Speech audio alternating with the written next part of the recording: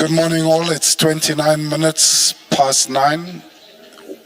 We are ready to start the day's proceedings. Please make sure that your cell phones are on silent or they are off.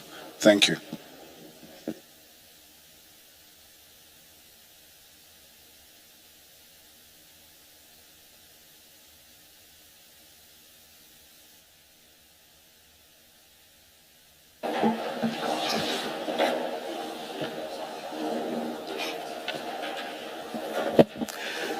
Good morning, Mr. Ramatsekisa. Good morning, Ms. Powe.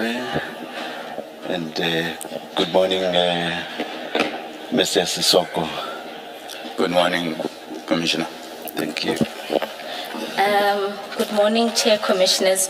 The witness this morning is Matthew Sissoko, and the witness is ready to be sworn in. Thank you.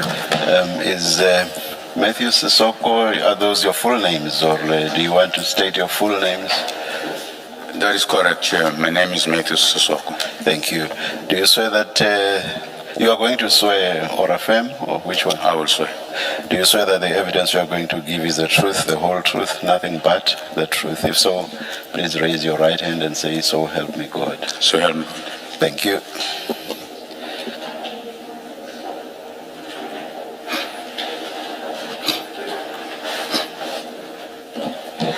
Thank you, Chair. Chair, this morning,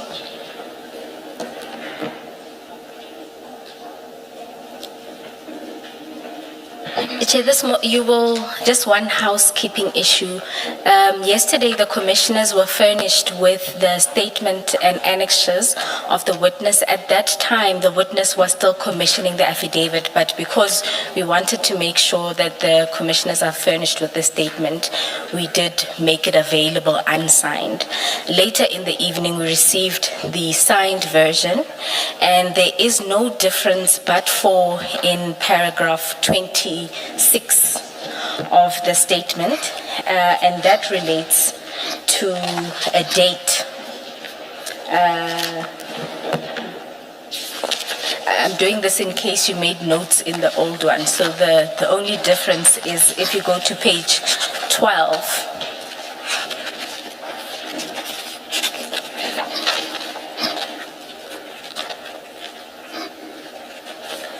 Of the one we were given yesterday, 12 of the one given to us yesterday, it would be paragraph? paragraph 26, so it will be page 11. Yes. Paragraph 26. So the old one, the last sentence, the second last sentence, reads, the Operations Manual version 2.0 was signed by me as Head of Investigations and Operations and by the ID on 16 October 2024, and it was shared with every employee at IDEC. It is in substance and in the manner of its adoption a policy of the unit. The new one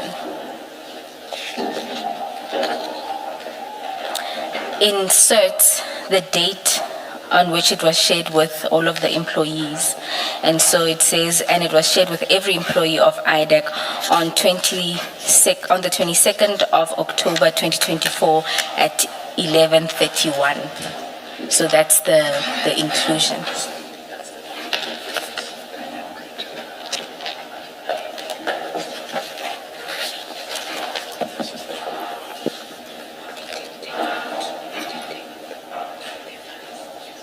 Oh, so they don't make notes in.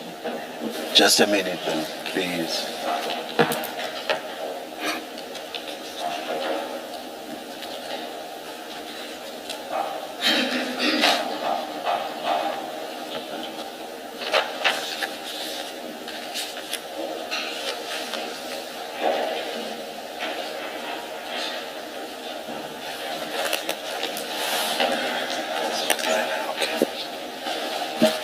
Yes, we are ready. Thank All right, you. thank you.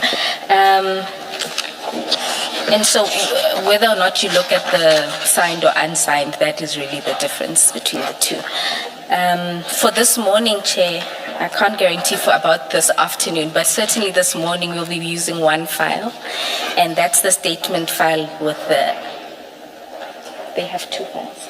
Oh, I have one file, but I'm advised you have two files, Yes, one yes. containing the statement and the other containing the annexures. Yes. Mr. Sissoko, you also would have two files in front of you, one containing your statement and the other containing your annexures. Can we then go on to just confirm your statement? If you look at the statement file, the first document should be your statement. Can you confirm that this is a statement that you have prepared for purposes of giving your testimony before the commission? That is correct. And if you can go to page 25, is that your signature? That is correct. And do you confirm that the contents of the statement are true and correct to the best of your knowledge? That is correct. All right, thank you. Chair, Commissioners, I've discussed it with the witness and I have informed the witness that we have read the statement, and so our approach to the statement this morning will be to highlight certain aspects, and then we will focus in on the parts of the operations manual and then his involvement in the cases that the Commission is looking into. Mr. Sissoko, if we can then start at page 2 of your statement where you deal with your background and experience.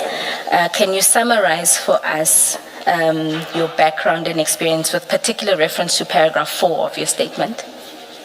Just state only the salient features of your background, your qualifications and your experience, just the salient features, because I see this is quite a lengthy one. Will do so, Chair. We have read everything.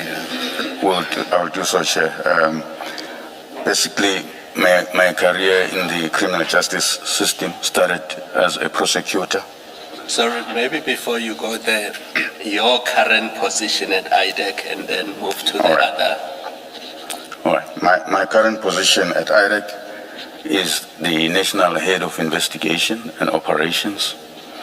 I assumed that position in October of 2021 as a seconded employee from IPID and then formally transferred to the NPA in 2022 December. Before then, I was the head of investigations at IPID, and then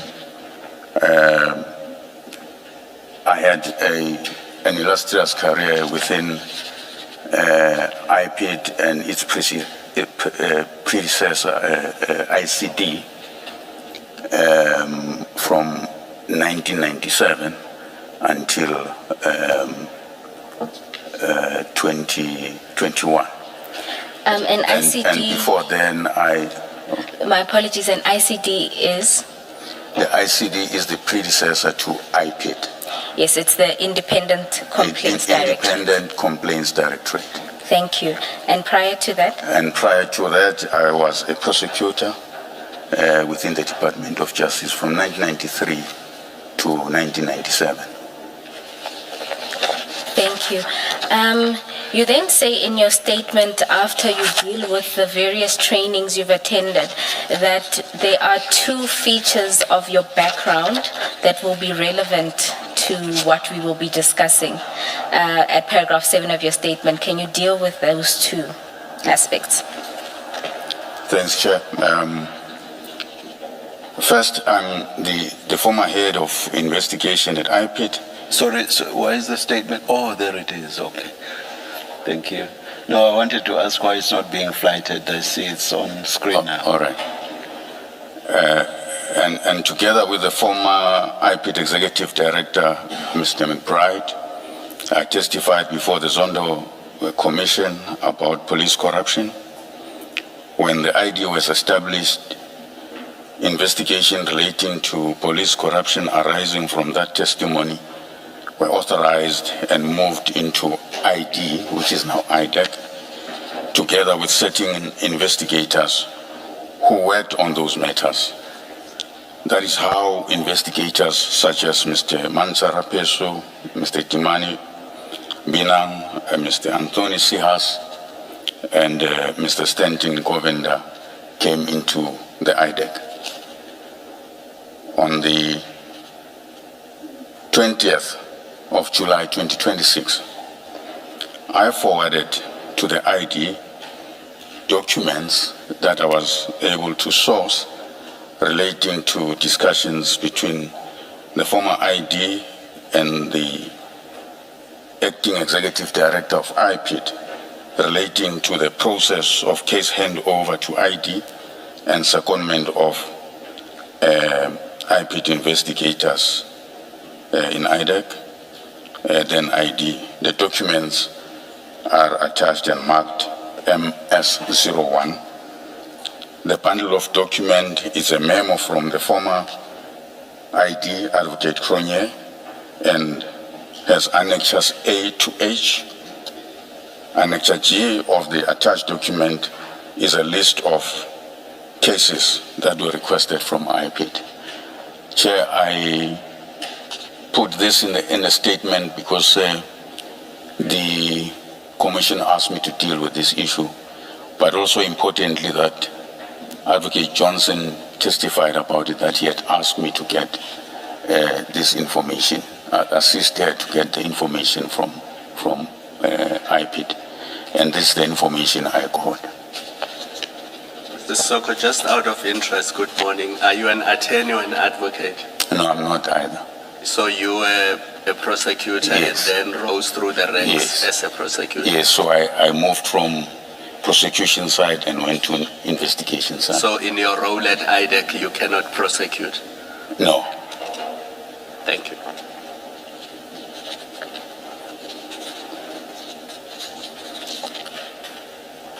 Secondly, my own history at IPID informs the approach I took to the matters described below, as I explained under the heading why I did not insert myself into these matters. Thank you. Chair, you'll recall that during Advocate Johnson's testimony, the Commission wanted to know which cases were transferred from IPID to IDEC, and that's contained at page 47 of the bundle of documents that is included as Annexure MS01. It then also includes requests for deviations for members, some of the members to be transferred. And those are the documents that follow Annexure G.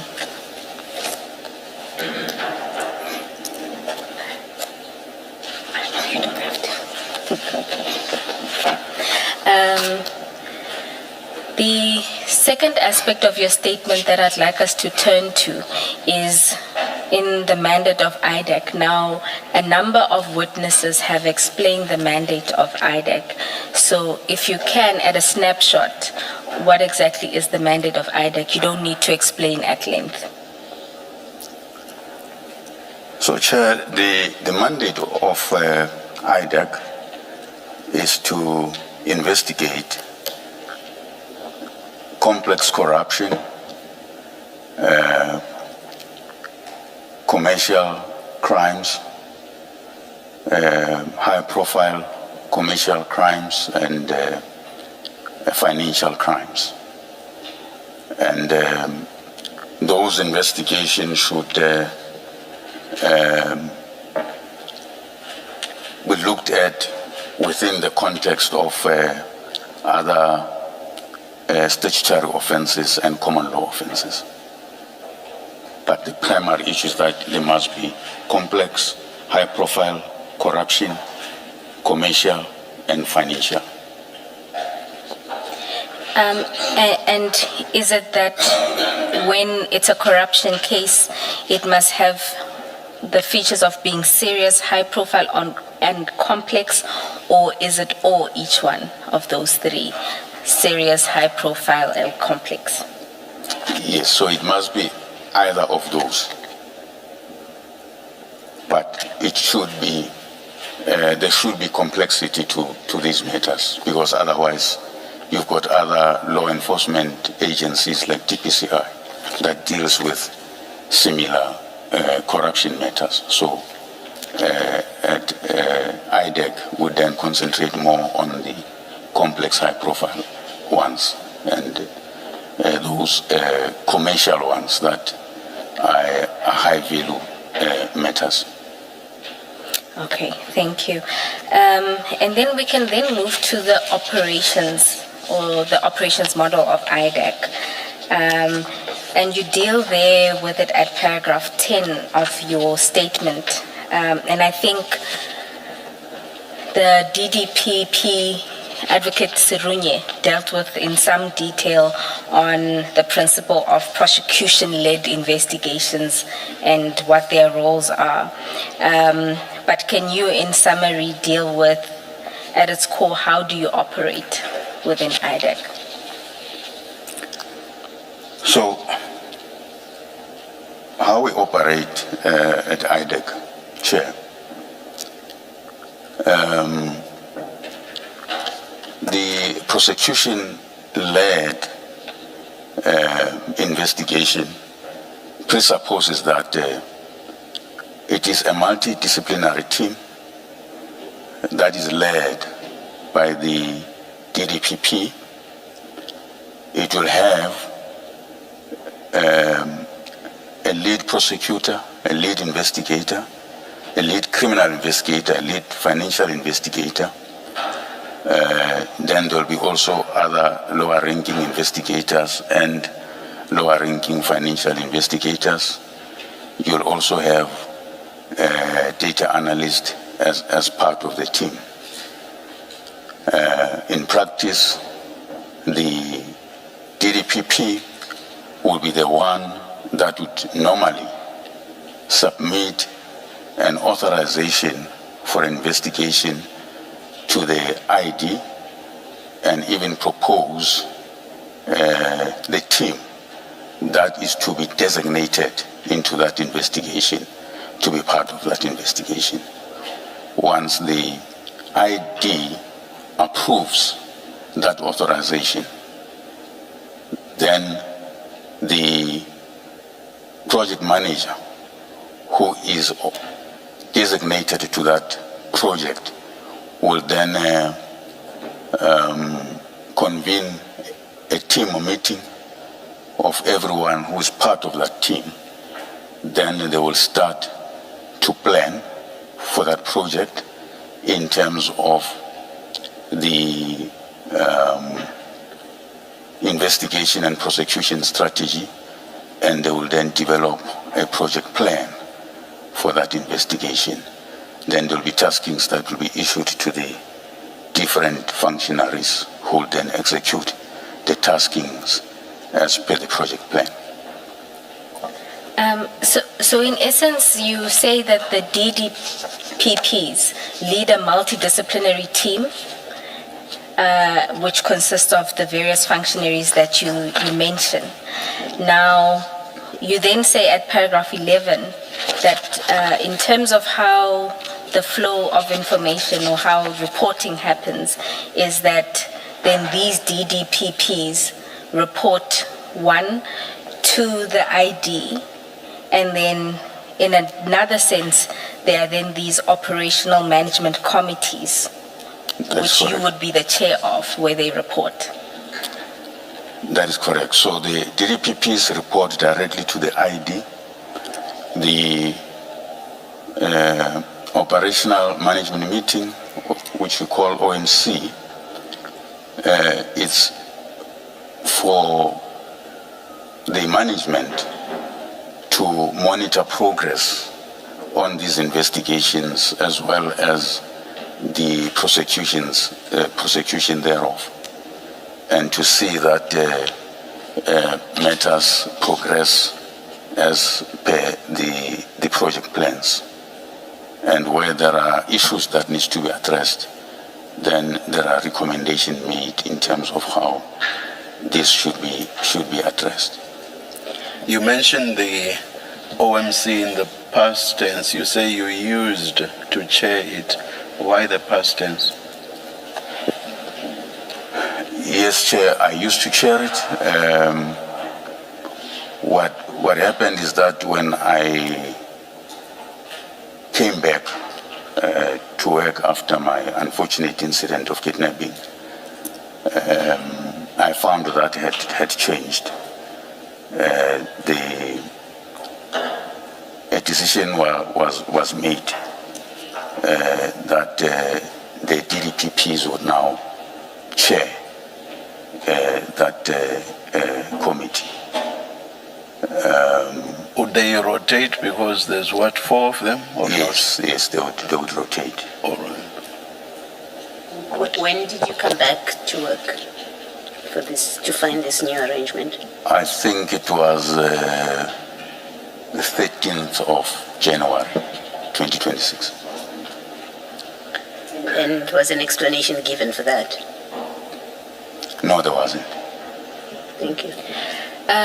Advocate Serunye described the relationship between the DDPPs and your office as a dotted line of reporting. Would this new arrangement then change that, or is there any reporting anymore that's done to you? Chair, Or your office, sorry. Chair, there isn't a dotted line of reporting. The DDPPs do not report to me, they report to the ID. What happens is because I'm involved with operations, hence I was chairing that OMC, was just to oversee that all the projects are executed in line with the plans. So in practice, what would happen is that the project managers would then report if there are any issues in the projects, and then they would report to me. I would make interventions to unlock whatever issues that would have been raised with me. And if they needed escalation to the ID, then I would escalate those to the ID. And what would normally happen also is that when the teams are satisfied that investigations are complete and they are ready to enroll a matter, then a meeting would be called. Some colleagues call it a panel, as I had Advocate Serunye testify. A meeting will be called where myself and the ID and the DDPP responsible for that matter will get presentation from the lead prosecutors about that matter, and to assess if their decision to enroll is something that it's valid and based on the factual basis based on their presentation.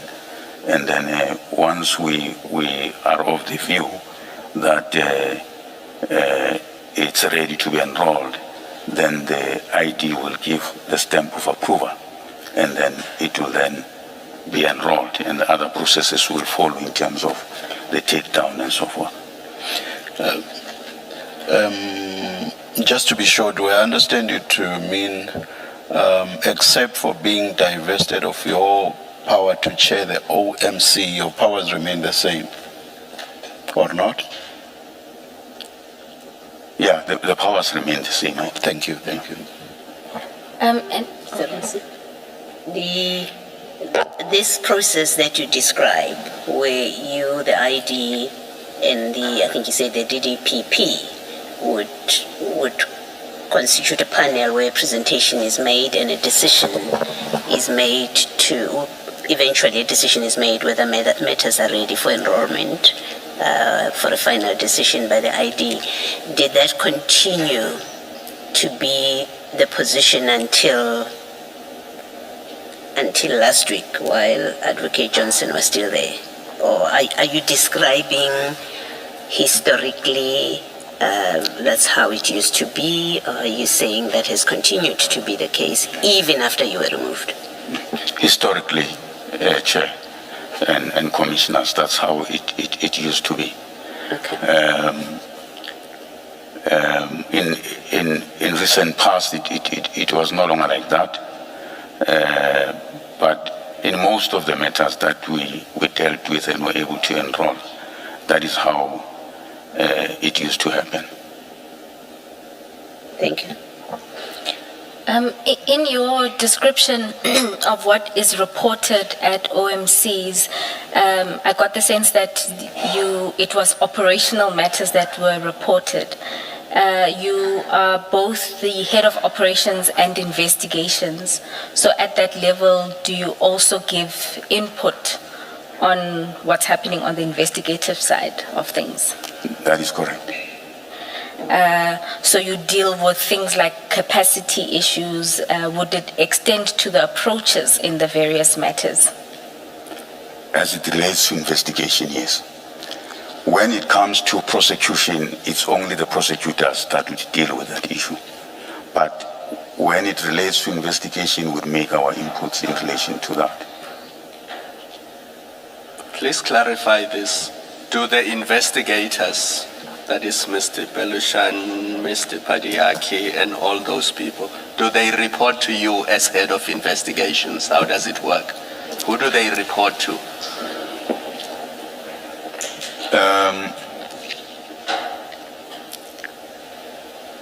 Only Mr. Dylan Perumal and Chief Bowie reported to me as chiefs. Perumal and who? Bowie. Chief Bowie, yes. Nico Bowie.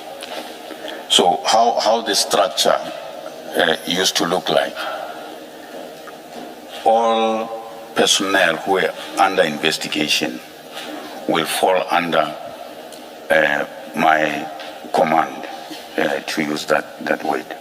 So the chiefs will report to me, and then those that fall under them will report to them.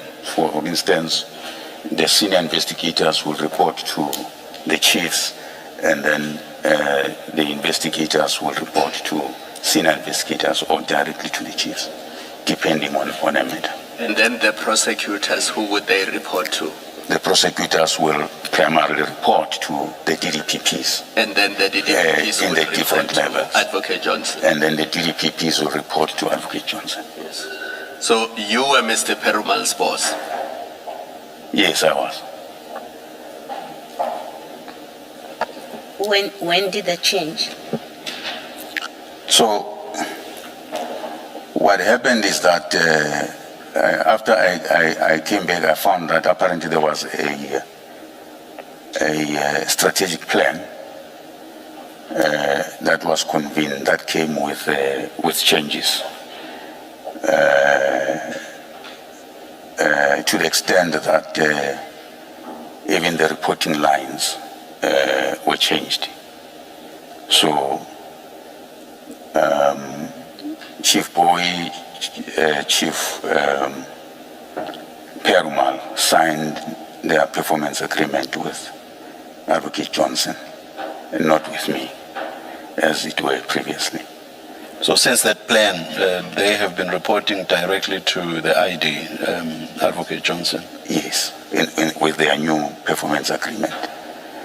Even though administratively I would sign off on their, which is the letter that the ID issued with me after I raised the issue with her, and then she issued me a delegation letter, basically to deal with administrative issues relating to their work, like leave, travel, and so forth. So you were divested of more than just the power to chair the MOC. Remember, I asked you whether the only power you were divested of was chairing the OMC, and you said yes. So that's my mistake, Chair. Yeah. I didn't think about this one at the time. Yes. Yeah. No, thank you. No problem. Sorry, just lastly, how long were you away from work? You say you came back in January 2026, having been away since when? The incident happened on the 7th of November. So I was away from work from then until For about 2 months. about 2 months, yes. Thank you. So just to be clear, prior to this, the roundabout, I think you said in your statement, the 8th of November, Chief Paramore and Chief Boy reported to you. Yes, they did. Okay, thank you. And then at paragraph 12, we deal with that, the teams don't share the details of each team's matters. And that has been explained. But one thing that I was particularly interested in is what you say about reporting of the ID's matters at OMC. Can you explain what you say there in paragraph 12? So, Chair, there were matters that would come directly to the ID's office. And colloquially in the office, they would call them ID matters. Because the ID would have taken decision on those matters. And in the OMC, they wouldn't be discussed. All other matters will be discussed except for those, because of it was indicated there were sensitive matters. So the CI matters would be one of those where there wasn't discussion really about them, except in those teams where they were dealing with them. Outside of the CI matters, what other matters existed that were deemed ID matters?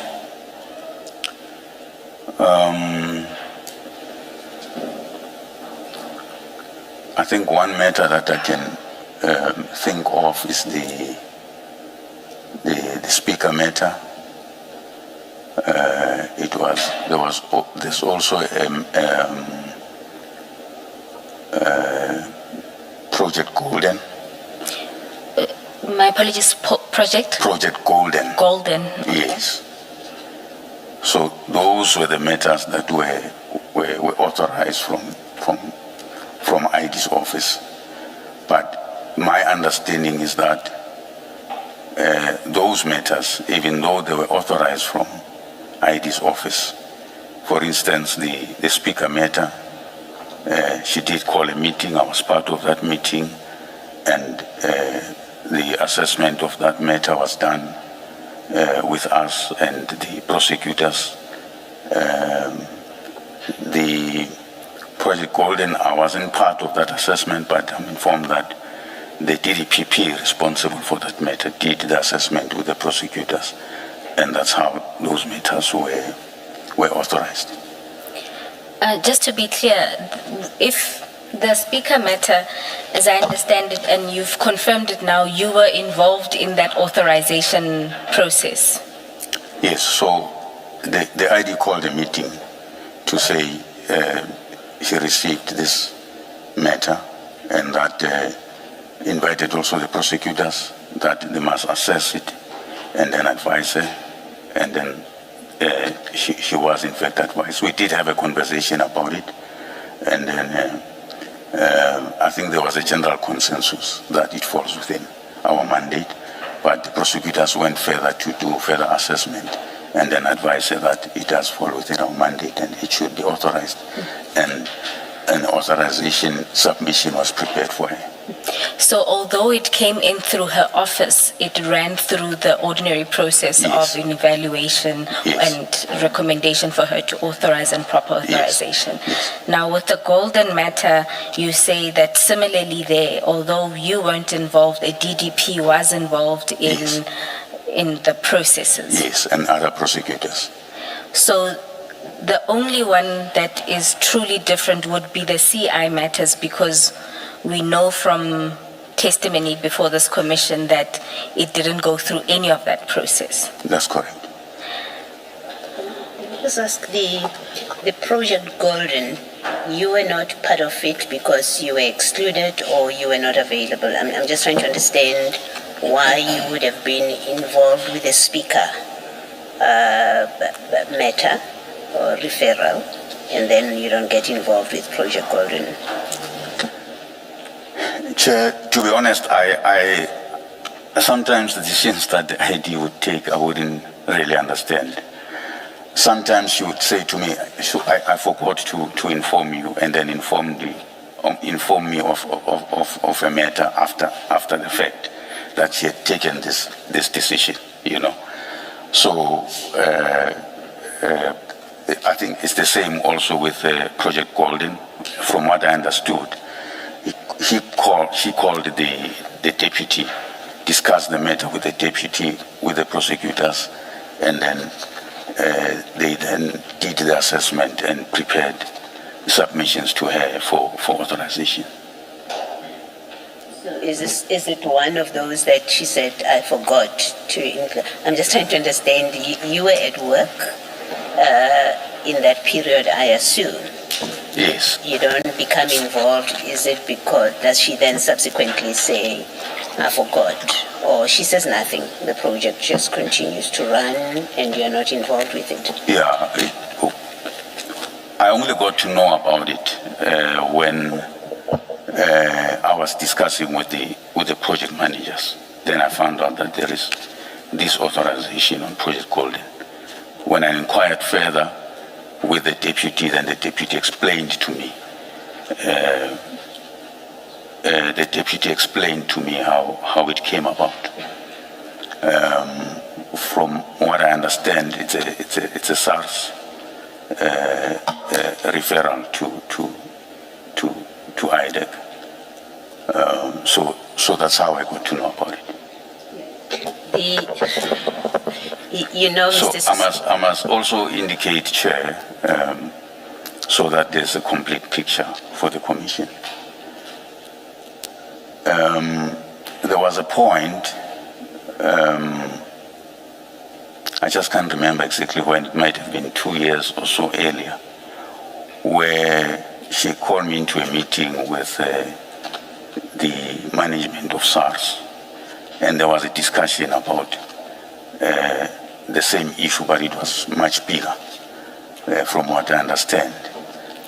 But the conclusion of that meeting was that because the matter is already with DPCI, and because of how huge the investigation is, we didn't have enough resources to deal with it.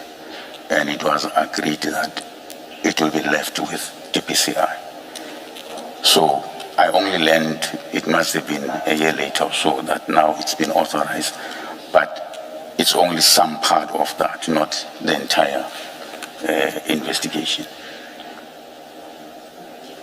So, I have to ask, and I ask because we now know a lot happened, a lot of wrong happened in the way things were done in IDEC. So I have to ask again the direct question: is this one of the matters where she said to you, "I forgot to tell you"? Chair, we never spoke about it. She never said anything to me about it. I'm just saying that sometimes, or from time to time, there will be decisions taken where she would then, when I'm in a meeting with her, and she say, "Hey, Sisoko, I'm sorry. This is what happened. I took this decision. I forgot to inform you," but not specifically on this matter. Thank you. And then just... Sorry, can you just give us a picture of how your offices, hers and yours, are positioned or located within your building? Are you here and then there are several offices in between and she's that side, or are your offices next to each other? Just give us an idea. They are not next to each other, but they are not far from each other. We are on the same floor. Okay. So she's slightly on the other end, I'm on the other end. Okay. You know, I just wanted to. it's a long passage. Yes. Her office is in the middle of the passage, and then my office is on the other end of the passage. Okay. I just wanted to understand the forgetting. Yeah. For example, if you are right next door to each other, I just would not understand the forgetting whatsoever. Not that I understand it now, not at all. Anyway, let's continue. Can I just Sorry, can I just ask still on this, Mr. Soko? The impression that I had gained was that through your intake processes that are set out in your manual, that process would result in a record or a tally, if you like, of matters that are coming in. And you tell us your process that it comes in terms of the manual, and there would be evaluations. Some would be taken on, some would not be taken on, and there's a process if matters are not taken on. So I would expect that somewhere you have a record of matters that have been referred, and I would expect they would include matters that become the IDs matters. And I would have thought by virtue of your position, I assumed by virtue of your position, you would have a repository of that. If we asked you what matters have been taken on by ID, you would be able to print it off because it's matter that as investigating director or head, you would have access to that. What does it mean then for matters such as this, where there's a Project Golden, you know nothing about it, it's the ID's matter, she has spoken to the DDPP and investigations run. When it comes to your records of you knowing what your organization is dealing with, what does it mean for matters like that? In practice, what is the consequence? So in practice, Chair and Commissioners, when a matter is authorized, it goes to the project managers. The project managers are responsible for that project. Then they would assign it a case intake number, and then it will be put on a register, a case intake register, which have all the matters that are within IDEC. So we created that register, especially when I came in.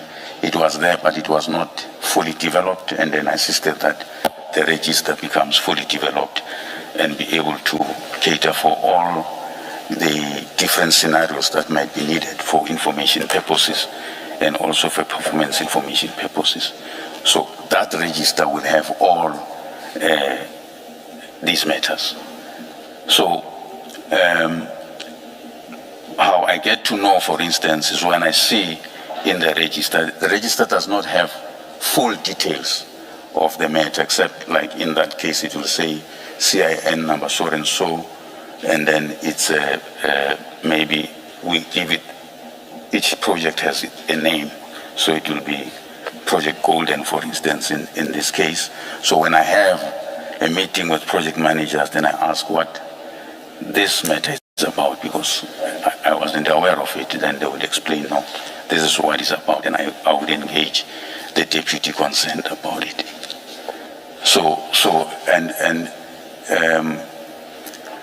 The thing is, that is how we've been operating. And when I came back from leave, I find that also that register is no longer made available to everyone, as it were. And hence later I talked to a matter that I became aware of, which was authorized in my absence, which I found also concerning. Thank you. That's very helpful. It gives meaning to CIN. I've seen CIN a number of times, and I didn't think it actually stands for something. Case intake number. CIN stands for case intake number. Thank you very much. Thank you. Mr. Sisoko, what I wanted to know, just one more aspect in relation to the 3 cases that were sort of deemed ID matters. The first one, Speaker, if I'm not mistaken, was in 2023. Yes, I think it Correct. was.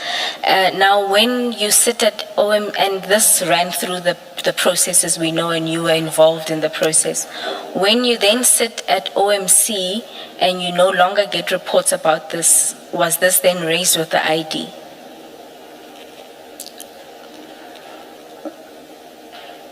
We had a discussion about these matters, and her view has always been that these are sensitive matters that, must remain like that. However, when a matter has been enrolled, then we then talk about its processes, even at OMC, whether it's postponed for trial or whatever the case may be. But at the stage when there is still investigation on it, they weren't discussed. There was resistance, do you say? They weren't discussed at the They OMC. weren't discussed. Okay, thank you. I just understand how it is explained. I accept when people are working that you have a system where one team that's working in the matter, they will keep it within the team. And it's easy to think about a need to know principle that, well, people don't need to know, and that's how you manage information. But the idea that matters are sensitive, therefore they will not be discussed with you, for example.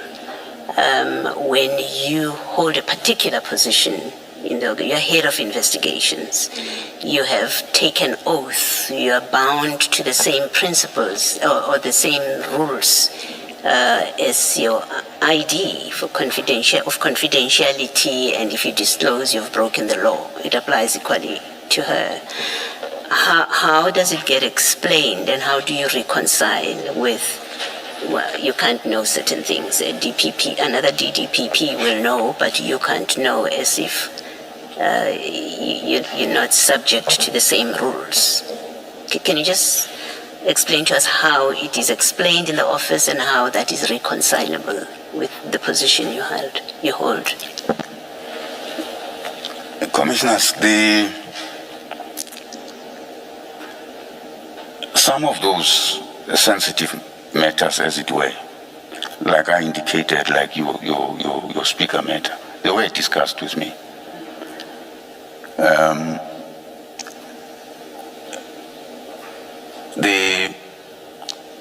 The explanation about sensitivity stems from the fact that they are matters that sort of the ID owns. They come from her office. She decided on their authorization, and then she decides also who, as opposed to other matters, who is designated in those matters. So, for instance, other matters, as I indicated, it will be the deputies that decides the designations of members who will be part of that team. However, in those matters, the ID herself would decide who she wants to be in those matters. So that is how it worked. And I would, from time to time, get complaints, for instance, from even deputies that you find there are resources in their projects who have been roped in to the ID matters, and they would want them to task them on other matters, and an investigator, for instance, will say, no, I'm busy with an ID matter, and there would be those kind of issues that I have now to deal with, to say, how do I then assist with resources so that the other projects do not suffer, because some resources are put on those matters. And by that, sorry, and by that you mean they will be taken out of their teams, because Yes. as I understand it, Yes. they all belong to those 4 teams. So they would be taken out of those teams and plonked elsewhere altogether. Yes, on these projects. Maybe lastly, so it sounds from your explanation, including the answer to the chair, that there was no, or there was no objective criteria. You've told us about the intake process and what criteria and the scoring that you do about matters that eventually get taken or rejected. The ID matters, as you call them, there was no objective organizational criteria. It was entirely up to the ID. She gets a matter and she decides, however she gets it.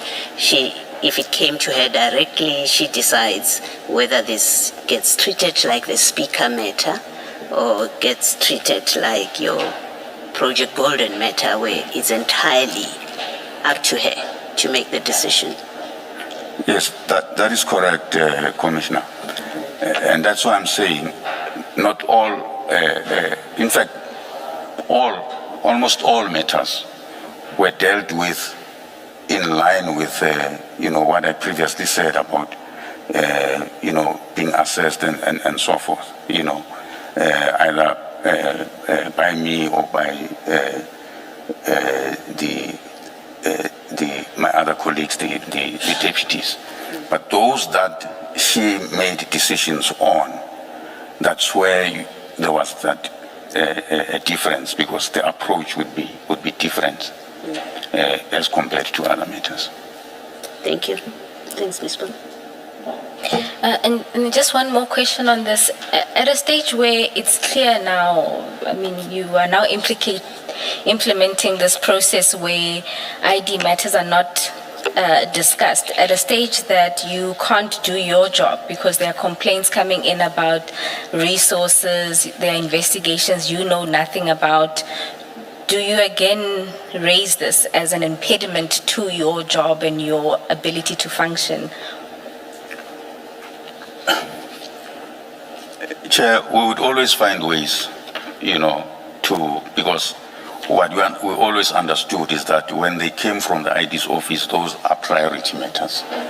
So we'll always find ways to make sure that these other projects, still continue with whatever, resources we have, move people around so that they can assist. So for instance, if there is a particular tasking in another matter, and then the resource working on another matter is being used in the ID project, then we would find another resource somewhere to deal with whatever tasking that needs to be done on this other matter. So we'll always find ways to ameliorate that challenge. Okay. Now, you've described in detail the intake process, and we've heard testimony from other witnesses about how it works and how it ordinarily unfolded. Unless the commissioners want to go into detail, my proposal would be, because I think what's different is your explanation of why this multi-level intake process was important. So could you deal with that, unless, commissioners, there's a question around what was set out in the ops manual about how the intake process ordinarily works? Shouldn't Mrs. Soko perhaps start reading from paragraph 16, or not? Chair, my proposal was that we don't... We skip even that. So where do we start? To deal with why the multi-level intake process matters. Which is about which paragraph? At paragraph 23. Oh, Yes. I did not hear that. Yeah. Let's do that. Yeah. Just for the record, in some, the paragraphs before deal with how matters reach IDEC, the registration process, verification and screening, the intake assessment and the scoring process, the authorization of investigations, the planning and conducting and finalization of investigations, and thereafter securing attendance and prosecution, and ultimately the closure of matters. What's different about your statement is you deal with why this process is important. Can we then go to paragraph 23 of your statement? Thanks, Chair. Maybe before I deal with that quickly, so I don't want the Commission to be left with a wrong impression. The manual was approved, as I've indicated, and other colleagues have also stated that. It was shared with all the colleagues in IDEC, and when new people come, you know, those responsible DPPs will always workshop it to them. The fact of the matter is the intake process did not operate to the T as provided for in the manual. So that is what the reality was, as you know, my previous explanation had explained about how some of the matters came in. But even though it was not to the T, but most matters would go through that assessment process. And later in my affidavit will show that, in fact, most of the matters that we did in IDEC are matters that came from the commissions, which came in as a result of the presidential proclamation, and therefore did not go through this process, but rather as a result of the presidential proclamation, and the former ID would have authorized them because of that presidential proclamation, and wrote to law enforcement agencies like IPID and DPCI and requested all those matters to come to the ID then for them to be investigated. So I just wanted to clarify that. Thank you. Advocate Johnson said, for example, about Mr. Adams's referral. She said she did not discuss that with you because it was a simple matter, and she was of the view that she could handle it all by herself without involving you. Are you aware of any instances, or rather, how should I put it?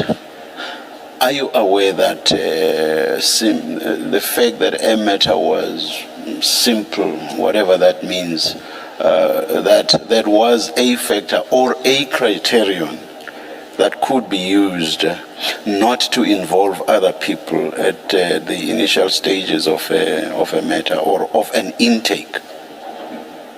I'm not aware of any except for that specific matter. And that's not an issue that was ever discussed within IDEC? No. So she never said, with simple matters, I will not bother you, Mr. Sissoko? No. The decision to authorize that matter was not discussed with me, commissioners. As I will continue my testimony, you'll understand. All right. What happened. No, I just wanted to understand the criterion she said she used in respect of this crime intelligence, these crime intelligence matters. I would have asked the same question in a different way, so I'm covered by the chair. Thank you. Thanks. And then just on the application of the manual, so to the extent that Advocate Johnson testified that the manual was just a draft, she would have been misleading this commission. Well, at its lightest, she would have lied to this commission.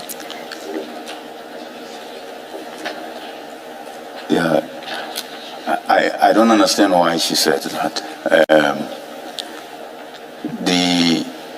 The manual was signed by myself and her, and then at her instruction, it was distributed to all IDEC staff. Just remind us for purposes of the record, we've seen it, but for the record, when did she and you sign it?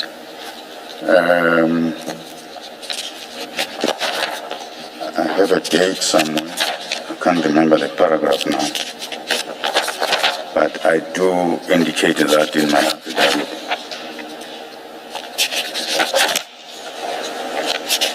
I think it was 16 October 2024, if I'm not mistaken.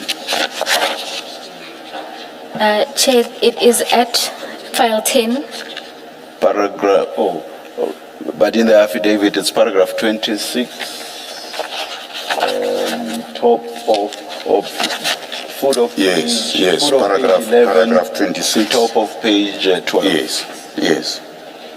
But Ms. Bowe wants to take us to the document itself.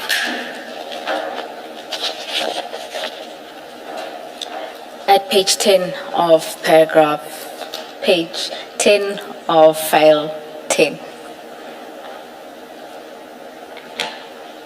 To the signatures. Okay, let's. Yeah. So it was not a draft; it was signed. Yes. Even distributed to. Yes. Yeah. And I do indicate that it was distributed on the, what we call ID comms, Yes. where it include all staff, on the 22nd All right. of October Thank you. 2024. Thank you.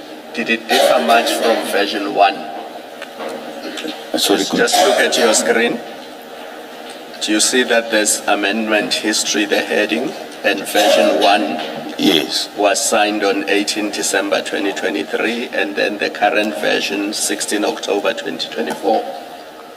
So did the current version differ much from version 1? so Commissioner's version 1 was never signed. Was never signed. It was a discussion document.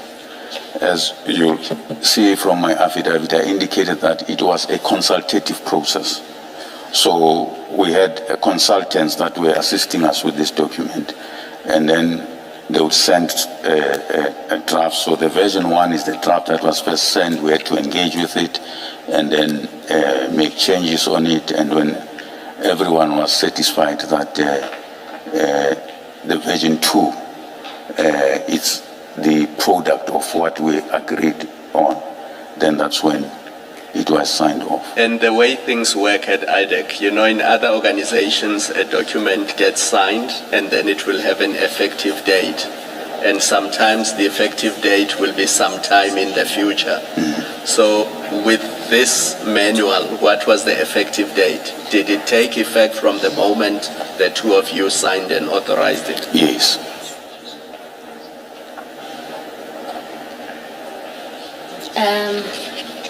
Thank you. Mrs. Soga, then if you can then go to why the multi-level intake process matters. Yes. So I emphasize the intake and case selection process, case selection stage of the process, because it is deliberately multi-layered and collective. Its stated objective is that case selection is transparent, objective, auditable, and defensible, and that it cannot be manipulated. There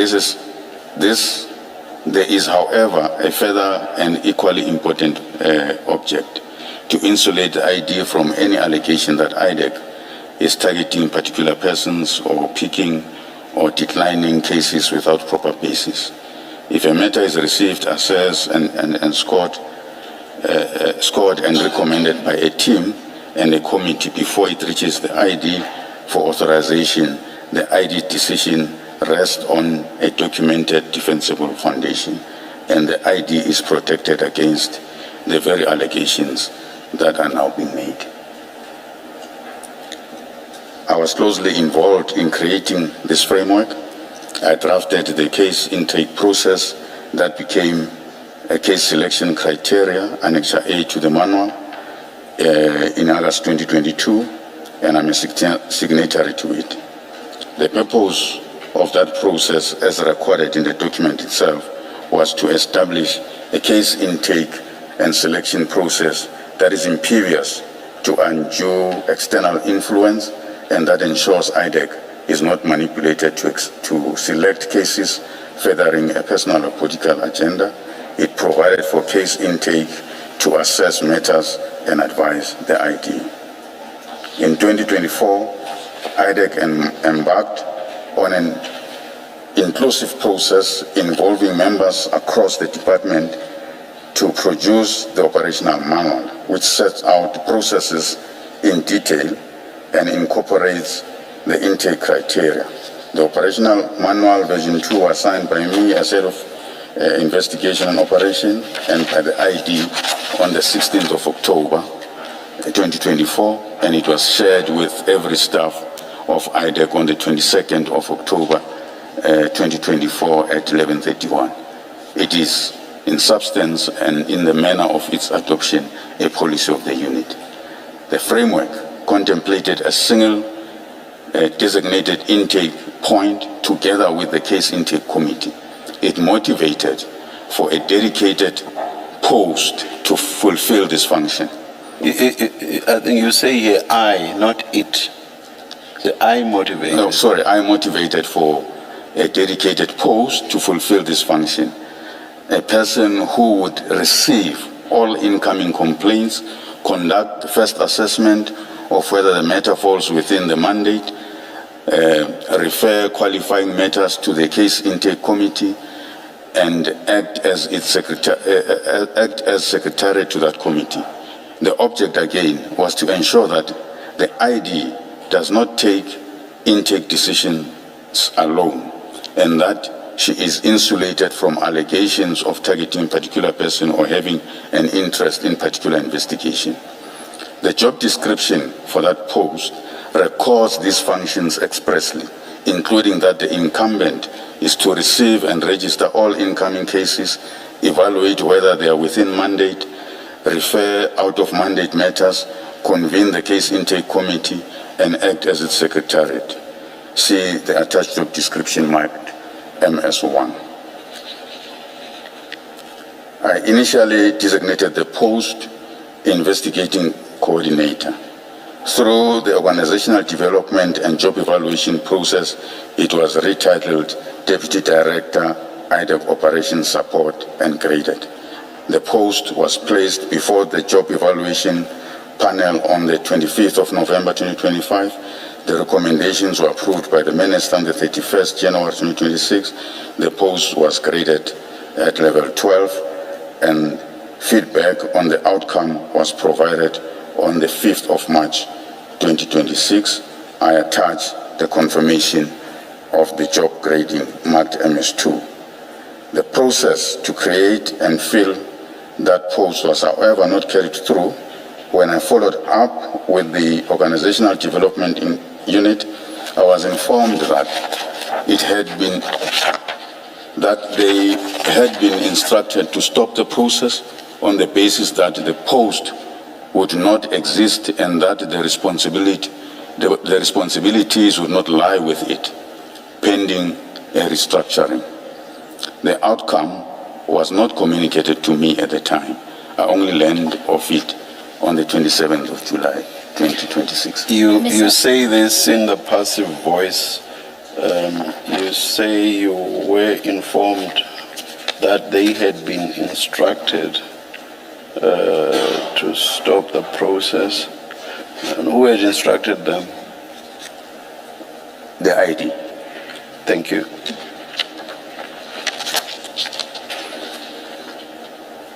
You can continue.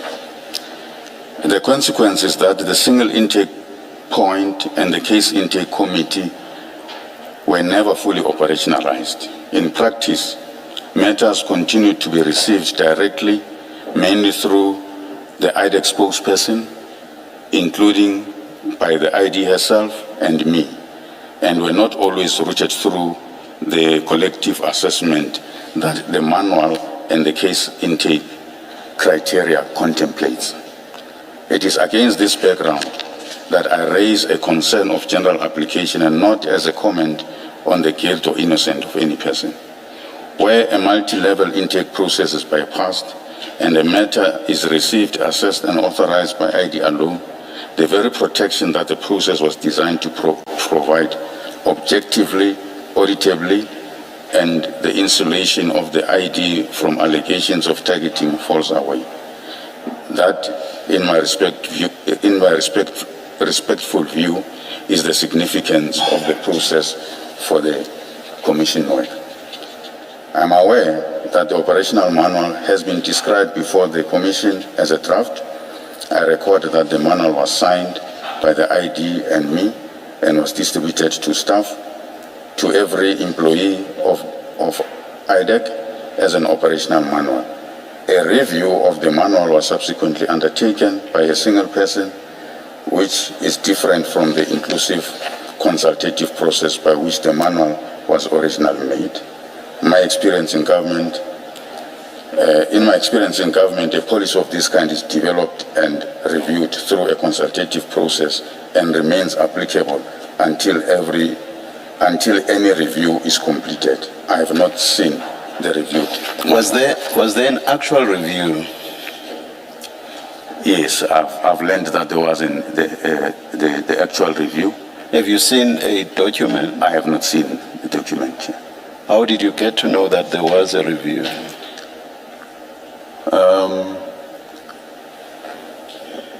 It was discussed. In my discussion with the ID, she indicated that she had instructed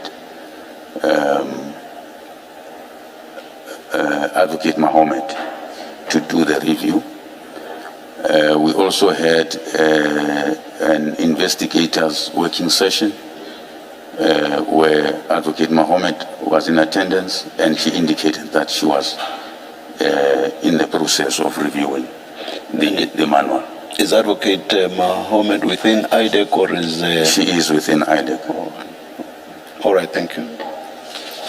In what position? Sorry. My question, is she a prosecutor? What's her position in IDEC? Yes, she's a senior state advocate. Thank you. Not at the level of a DDPP? No. All right, thank you. As matters stand, you say you haven't seen that reviewed manual, but you know that there is a manual.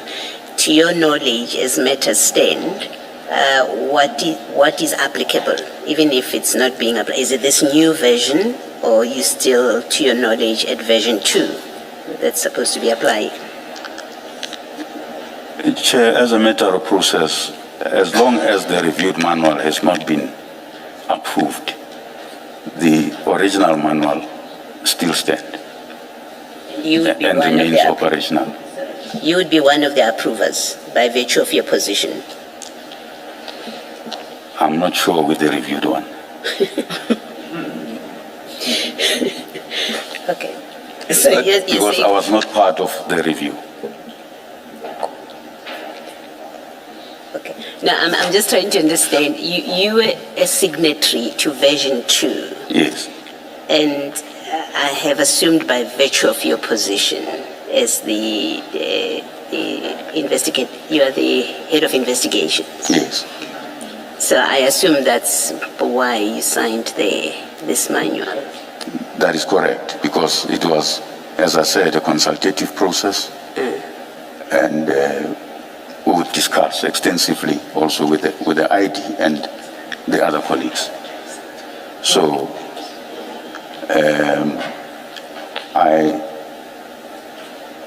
after that consultative process, and I presented it to her, we agreed that it's ripe for approval, and then that's why I signed off on it. The review process, as I said, I wasn't part of it, so I cannot say to the commissioners now that I was going to sign or not, because I'm not sure. Okay, thank you.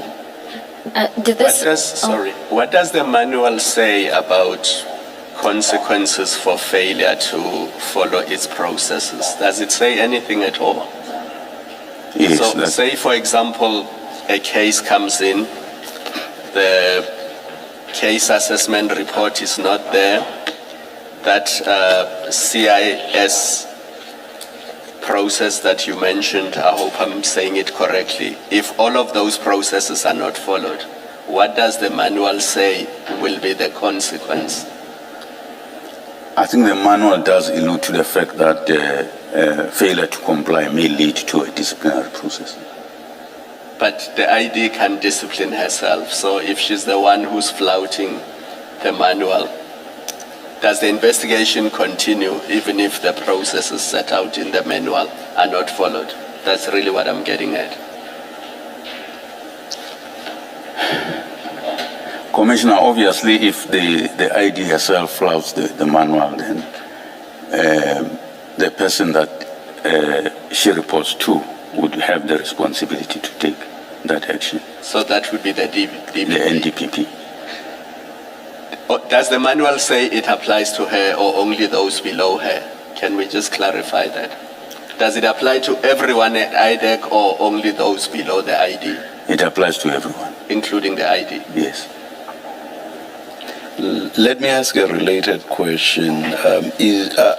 Are exceptions provided for? That is, exceptions not to follow the process strictly.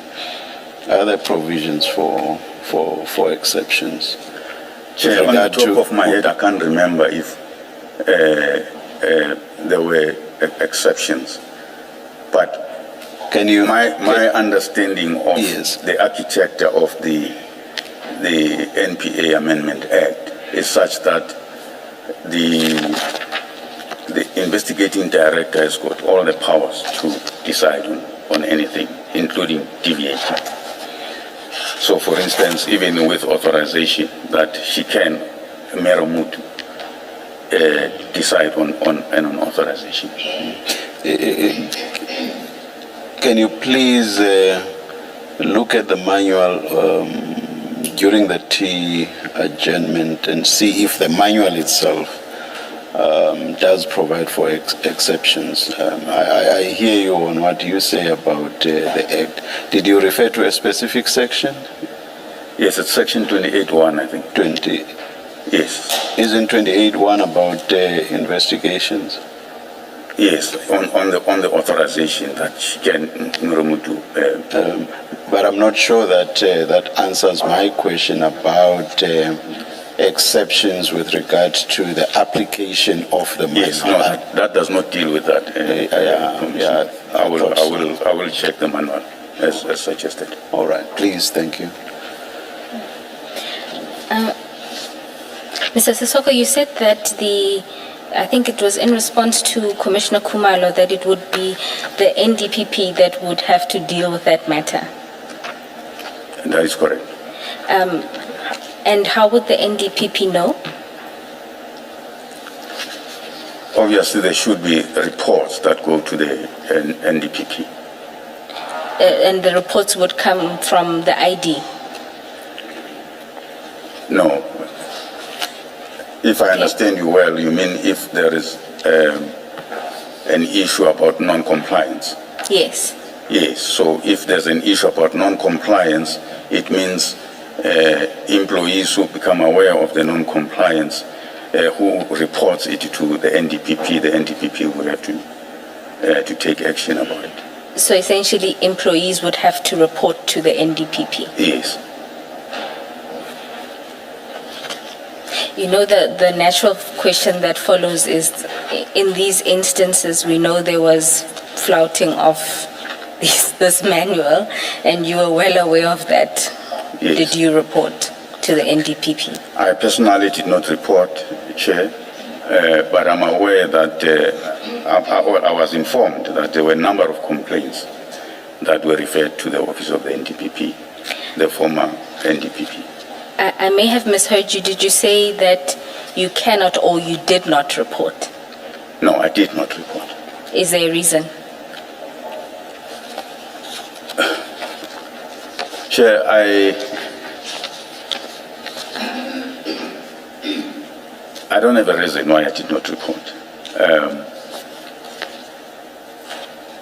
I I think I say something about it later in my affidavit. I have been through a lot, and when some of these things happen and you hear that, there were reports that were reported to the former NDPP, and there was nothing that happened. I just felt that it won't assist me anyway. Now it looks like you were part of the problem. Two of your colleagues came to this commission and they could show us emails that they wrote in 2024, 2025, raising serious concerns. Although nothing was done, it's clear from their emails and their communication that they raised concerns about how things were done. You now have to account to us, and you did not do anything. And because you did not do anything, it looks like you were part of the problem. You were part of the reason why the manual was not followed to the letter. Chair, I will take responsibility for that, but I had my own personal reasons. The fact of the matter is, these issues, as they were raised, and you would have seen in the emails, the colleagues were sending these emails to the ID herself, and I'm copied in those emails. And in bilateral meetings with the ID, we would discuss these issues. And she would indicate, for instance, his displeasure about the colleagues on how they raise these issues or raising these matters, because she believed that there was nothing wrong in how they were approaching that case. So I left it at that.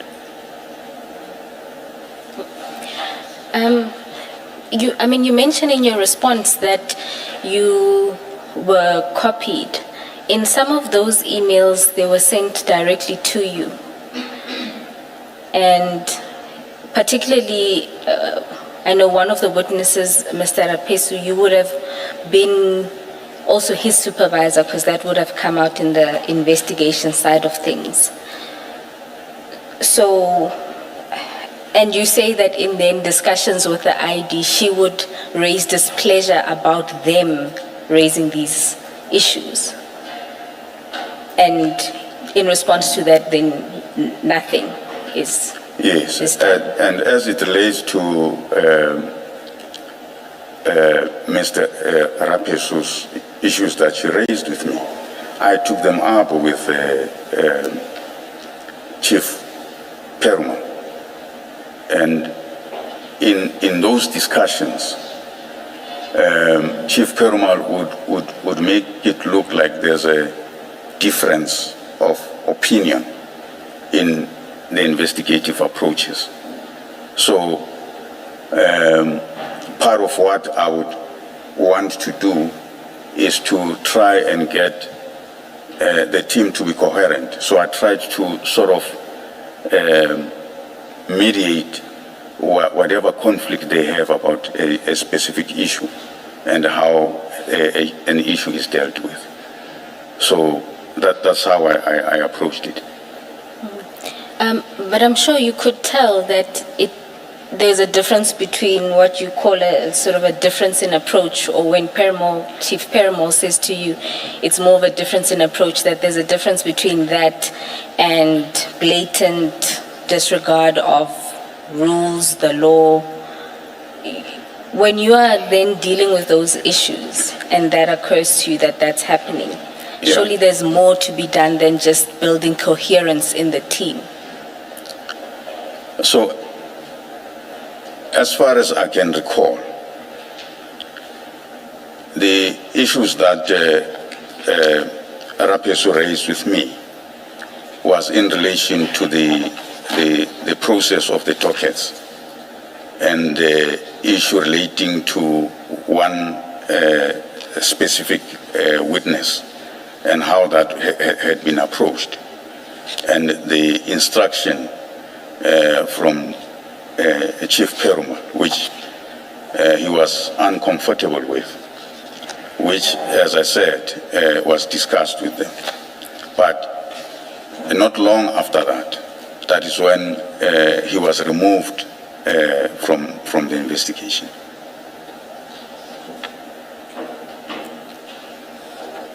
That's how I recall it. It's fine. I think we will, in the sections dealing with your involvement, deal with some of the issues that were raised. And I think the records will show that it's more than just a difference in approach. There was actual disregard of both your internal operations manual and I would say the law as well. We can then move to the next section of your statement, which deals with your involvement in the crime intelligence related investigations. Chair, uncharacteristic to seek Let us start. but Let us start. Were you going to say? I was going to say, because this is the second half of his statement. Let's start. Yeah. No problem. We can stop at 11. All right. Mr. Soko, then we can move to paragraph 33, where you deal with your involvement in the crime intelligence related matters. That's correct. Before dealing with the detail, I stated at the outset that I had no direct or substantial involvement with these matters. I was not included in the team, and in the ordinary course was excluded. Sometimes Chief Perumal would mention something to me in passing about a case and how good evidence he had obtained. I think there were a number of meetings where I was invited, which I cannot remember details of. I came to learn of aspects of the matters largely when complaints were reported.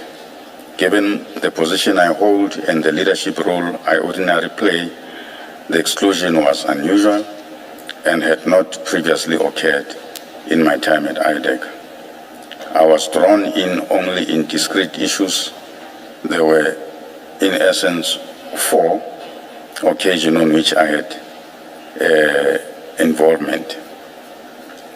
Assisting Mr. Rapesu to obtain the docket, a meeting convened by the ID to discuss the CI investigation and a report to the minister, a conflict between Advocate Ramsamy and Chief Peruma, and the disciplinary and legal matter concerning Mr. Rapesu. I think it's important to mention which minister. Please reread. Minister Mkun. Minister of Police Mkun. I just meant of police. You just said Yes, minister. Minister only. of Police Mkun. Thank you. You can then deal with the first issue, which is when you were assisting Mr. Rapesu to obtain the docket. Yeah. On or about the 6th December, Friday, I received a call from an IDEC investigator, Mr. Rapesu, who informed me that he had been instructed by Chief Dylan Perumal, to fetch the dockets containing the allegations against the CI officials from the station, and that he had been told the dockets were held by the inspectorate with General Jacobs. Because of the level involved, he asked me to facilitate. I telephoned General Jacobs and told him that the investigators would like to see him in relation to the dockets in his possession. He did not inquire why. He did not seem surprised. It was a very short conversation, and he said that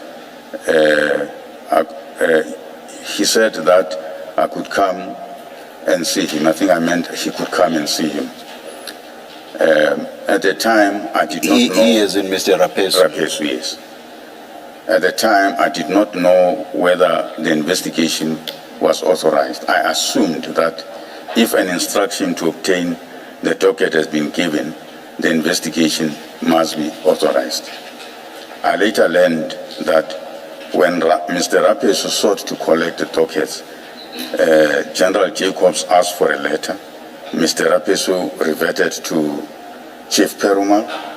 The ID wrote the letter. The letter was sent to General Sintumule, and she then dealt with General Jacobs, which is how the dockets were ultimately obtained.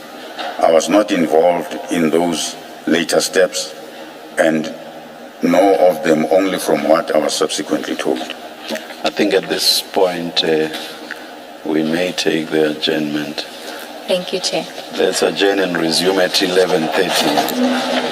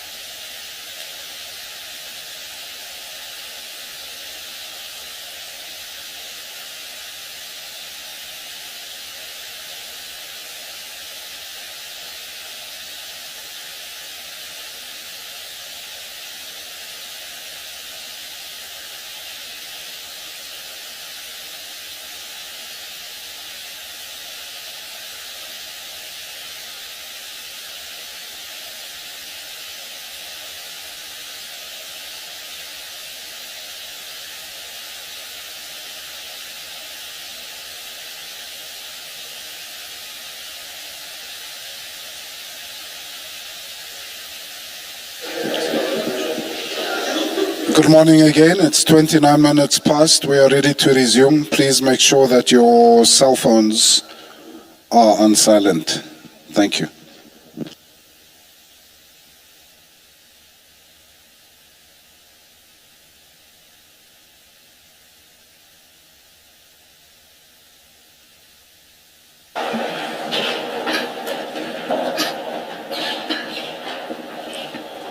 Yes, Ms. Bowen. Chair, just a small matter of housekeeping.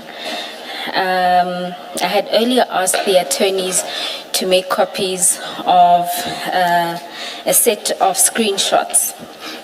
They should be somewhere in front of you, marked CJC 400.29. They'll be added to the next exhibit file. Essentially, there are screenshots of email correspondence involving the CI matters, and these come from Advocate Ramsamy. They are not on the record. They will form part of her upcoming testimony, but I would like to make reference to the fact of her sending the emails at some point during the testimony, so I just thought to provide everyone with it. But it's not for use now. When documents are handed to us at hearings, I always make the request that they should be placed where they should be in the files. I noticed, I think yesterday, that some documents are in the pockets, file pockets on the inside covers, and that this is not always done. This is a request I've always directed at our attorneys, the Commission's attorneys. So it seems we have not always been assisted in this regard. Chair, I'll ensure they not have lunch until they've inserted them properly in your files. Before the tea adjournment, Commissioners, before we return to the statement, Chair had asked the witness to have regard to the operations manual. Perhaps we can start there. Please assist Mr. Sissoko. Thanks, Chair. I think the two issues Chair wanted me to address was the issue of applicability. That issue is addressed in the manual, page 18 of the manual, where it talks to scope and applicability. It reads, the manual is designed to provide comprehensive guidance and standardization within IDEC and encompasses all aspects of the IDEC's function. The manual is intended for use by all personnel working within IDEC, including investigators, prosecutors, support staff, management.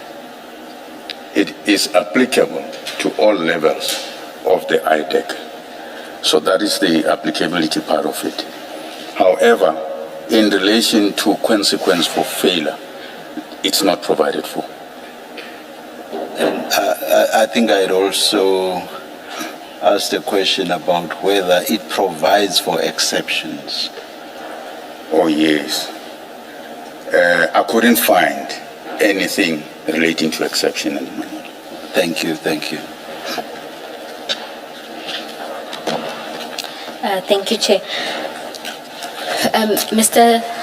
Sissoko, if we can then return to the section that you dealt with before the tea adjournment, and that relates to assisting Mr. Rapesu with the docket.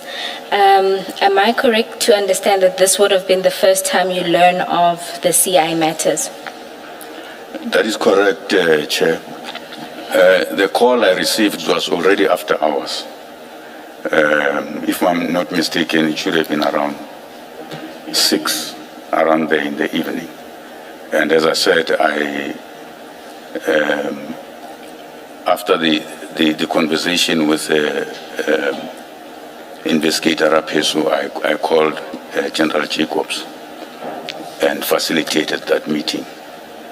And then I gave Mr. Rapesu that feedback, as I said, that only later I've learned what transpired after.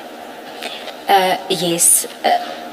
My interest is in when he tells you he's seeking these dockets, and he's essentially alerting you of this new investigation. This was the first time you're finding out about that investigation? Yes, it was the first time I found out that there is such an investigation. As I said, that when he said that he got the instruction from Chief Perumal that he must get the dockets, and he's been to a station, the station said, informed him that they are with inspectorate. And that is why he was asking for me to assist for the facilitation. I assumed at the time that it must be authorized, because otherwise why would you go and look for the dockets without an authorization? But I did not have that discussion with him. All what I did was, because he's asking me to facilitate, I just facilitated that. And then, of course, I learned later that there was this matter which has been authorized. So in this instance, you are now finding out that there is Chief Perumal is issuing instructions related to an investigation you know nothing about. Yeah. And then at this time, Chief Perumal was reporting to you. Is Yes. that correct? Did you then go to Chief Perumal and say, what is this investigation? Yes, I think subsequent to that, we would have had a discussion with Chief Perumal. And as usual, with these matters where he says, no, it's a matter that comes from IT's office, who are investigating CI. So that would have been subsequent to my discussion with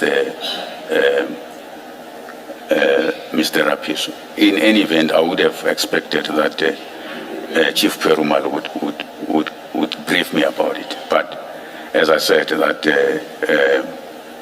it was a test conversation about it to say it's a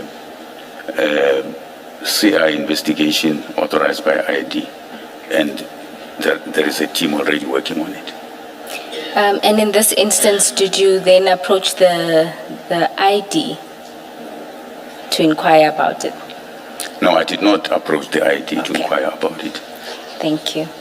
I think then you can move on in your statement. Okay. I assume then that you did not see the Section 27 referral. No, I did not see a section. I had not seen anything in relation to the matter at that point.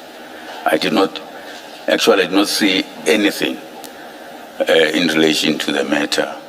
I think the first time I saw anything about it would have been in one of the meetings where there was a presentation, if my memory serves me well.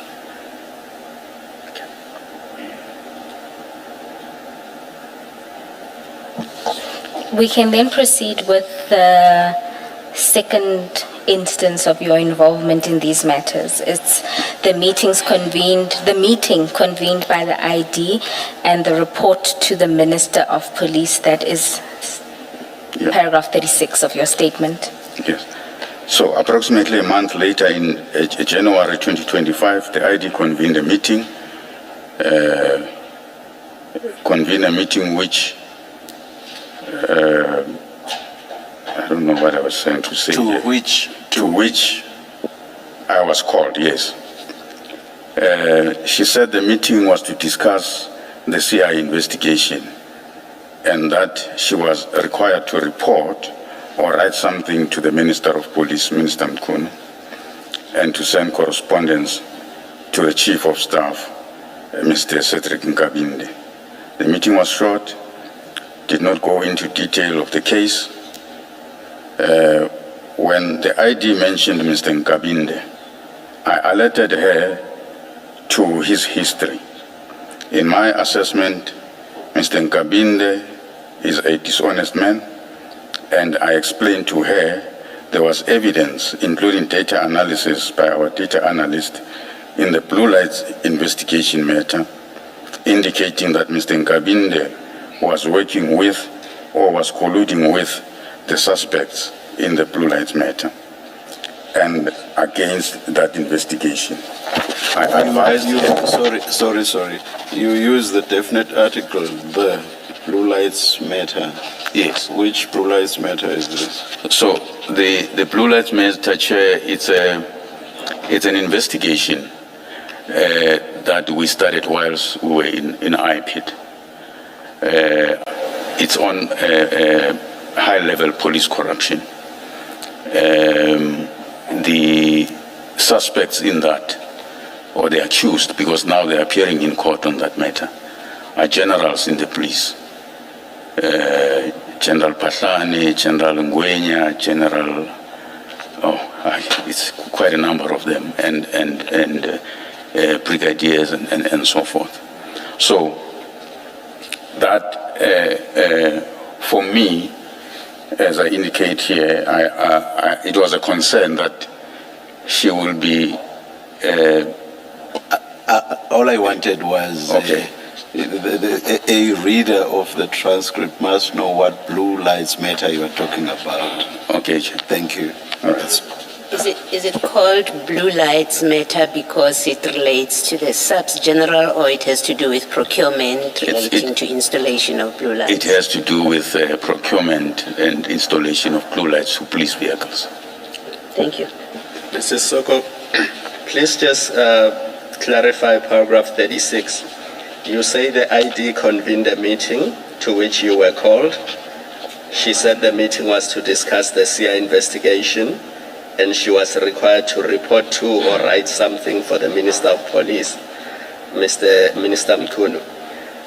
That report to the Minister of Police, did it relate to the CI investigation or something else? To the CI investigation. And did she tell you why she needed to report to the Minister on the CI investigation? Chair, I think she mentioned, and I'm speaking under correction because it's something that happened a long time ago, but my memory serves me well. It was about the fact that she had received correspondence from the minister about this CI investigation. Did you see that correspondence? No, I had not seen it. Thank you. And in this instance, when you are called to this meeting, you still didn't know anything about this investigation? Yeah, in fact, that meeting was really the first time where I got a glimpse of what this is about. Do you recall the exact date of the meeting? I think it might have been the 22nd of January, if I'm not mistaken. When you say you caught a glimpse, you weren't part of the full discussion? No, it was, I'm saying it was for the first time that I got to hear what is being investigated and who are the targets of investigation or persons of interest. Okay. And in this instance, is this considered you starting to become part of this team, or what would have been the purpose of your involvement? Chair, I reckoned it was to be briefed, to get a brief about it, because as I said, I had not known about it before. So I think that was the purpose of being invited to that meeting. Was this before or after Chief Perumal had told you how good evidence that he had obtained was? No, it was before. It was Okay. before. All right, thank you. You can continue. You were at the last sentence. I where advised her to be advised careful. her. Yes. I advised her to be careful and said that I would not advise her to report to or through him, meaning Mr. Nkabinde. The ID asked me to obtain information from the data analyst so that she would have something she could work with, and so that she could advise the minister or the minister's advisor. I did so and provided it to her. The information I obtained from the data analyst is marked MS3. It is a document I provided to her showing Nkabinde's collusion with the accused in our investigation. I understood that there had at one stage been a consideration to charge Mr. Nkabinde, but that this was not done. The DPP at the time, Advocate Law, decided to defer the question of Mr. Nkabinde and focus on the matters involving the police generals and other police officials and service provider, in part out of concern about possible Section 342A of the Criminal Procedure Act application to remove the matter from the court roll. I was informed of these decisions. I was not at the ID at the time when they were taken. My concern is that this matter was not dealt with in the normal way. Ordinarily, even a matter received by the ID herself would be referred to me or one of the DDPP colleagues or the chiefs to evaluate whether it falls within the mandate and to advise her before she takes a decision. Here, the ID received the matter and it appears took the decision on it herself. The operational manual, especially as it relates to case intake, was not fully operationalized. Before the ID's testimony at the ad hoc commission, there were very few Section 27 referrals that came through. If they did come through, they would be received by her office.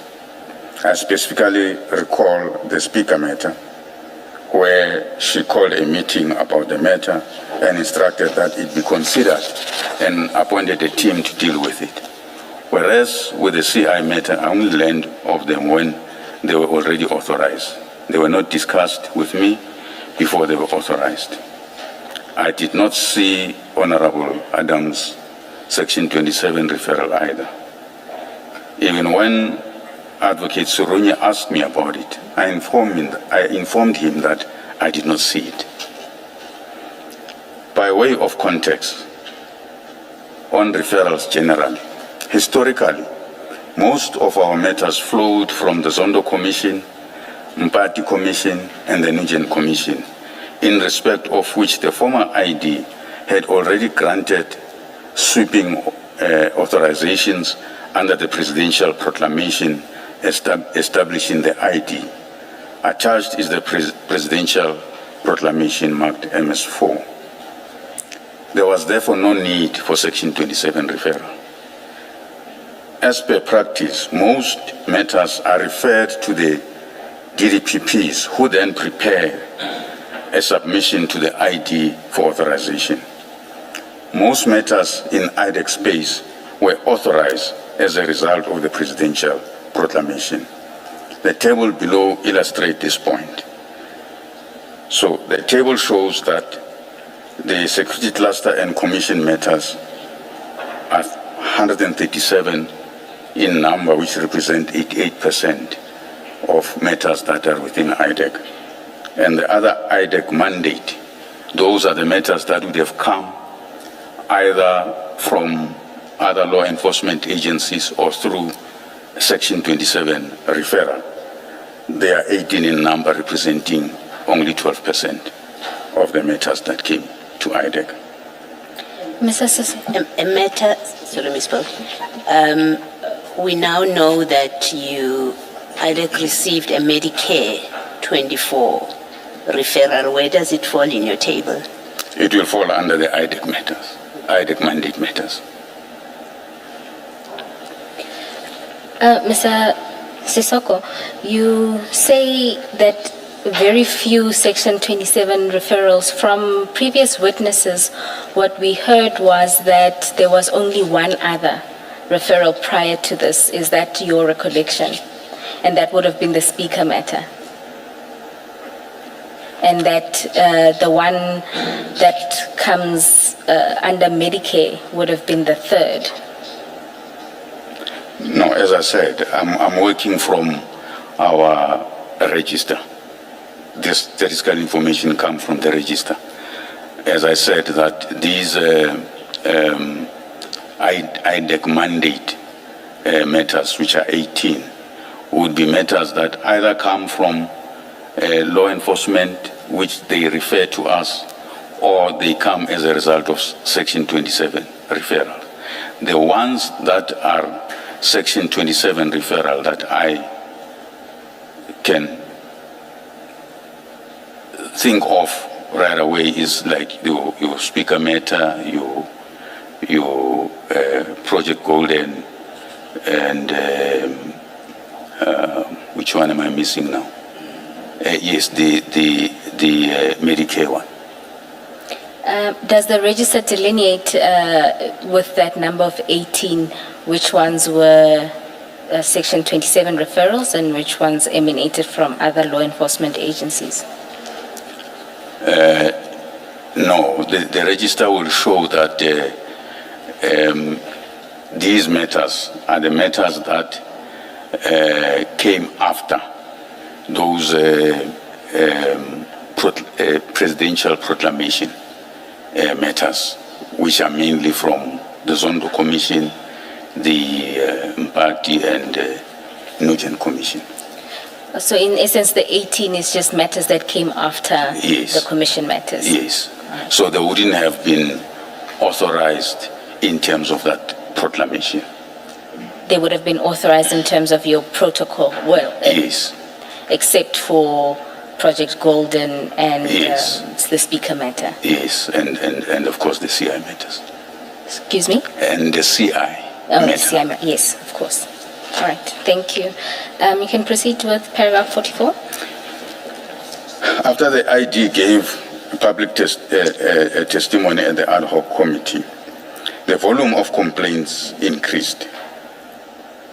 My own practice on receiving a complaint, whether a Section 27 referral or an email from the spokesperson, Mr. Henry Matumani, is to assess whether it falls within mandate.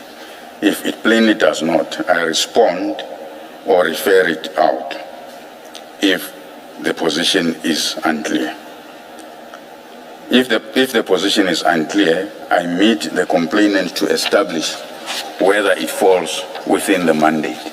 And if it does not, I refer it to the appropriate agency. This would be done by way of a memo to the ID with recommendations. Of the matters I have received, I recommended only one for authorization. Attached MS5 is the register of matters that went through my office or I became aware of. Of the 27 matters that were recorded in the register, 13 of them were received by me. I only recommended one for authorization. Chief Boy received 5 matters and Chief Perumal received 10 matters. At the time when the CI matters were authorized, I was on duty and no one was acting in my position. I went on sick leave on the 10th of November after I was kidnapped. Then Chief Perumal was appointed to act in my position until I returned to work on the 13th of January 2026. Just to understand, the matters that Chief Boy authorized, when would that have been?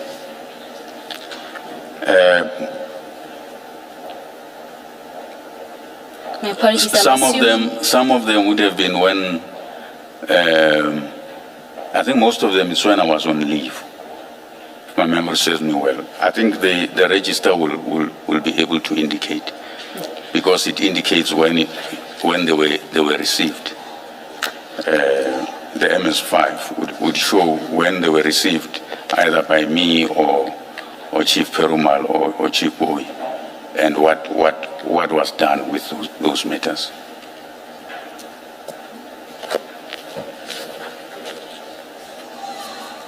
All right, thank you. Can I just ask, what informs the decision whether matters get referred? They don't fall in your mandate, I accept that. If that is the decision, or the determination, but then you get to refer to other law enforcement. What informs referring or not referring matters to IPID? Because IPID deals with police corruption and similar.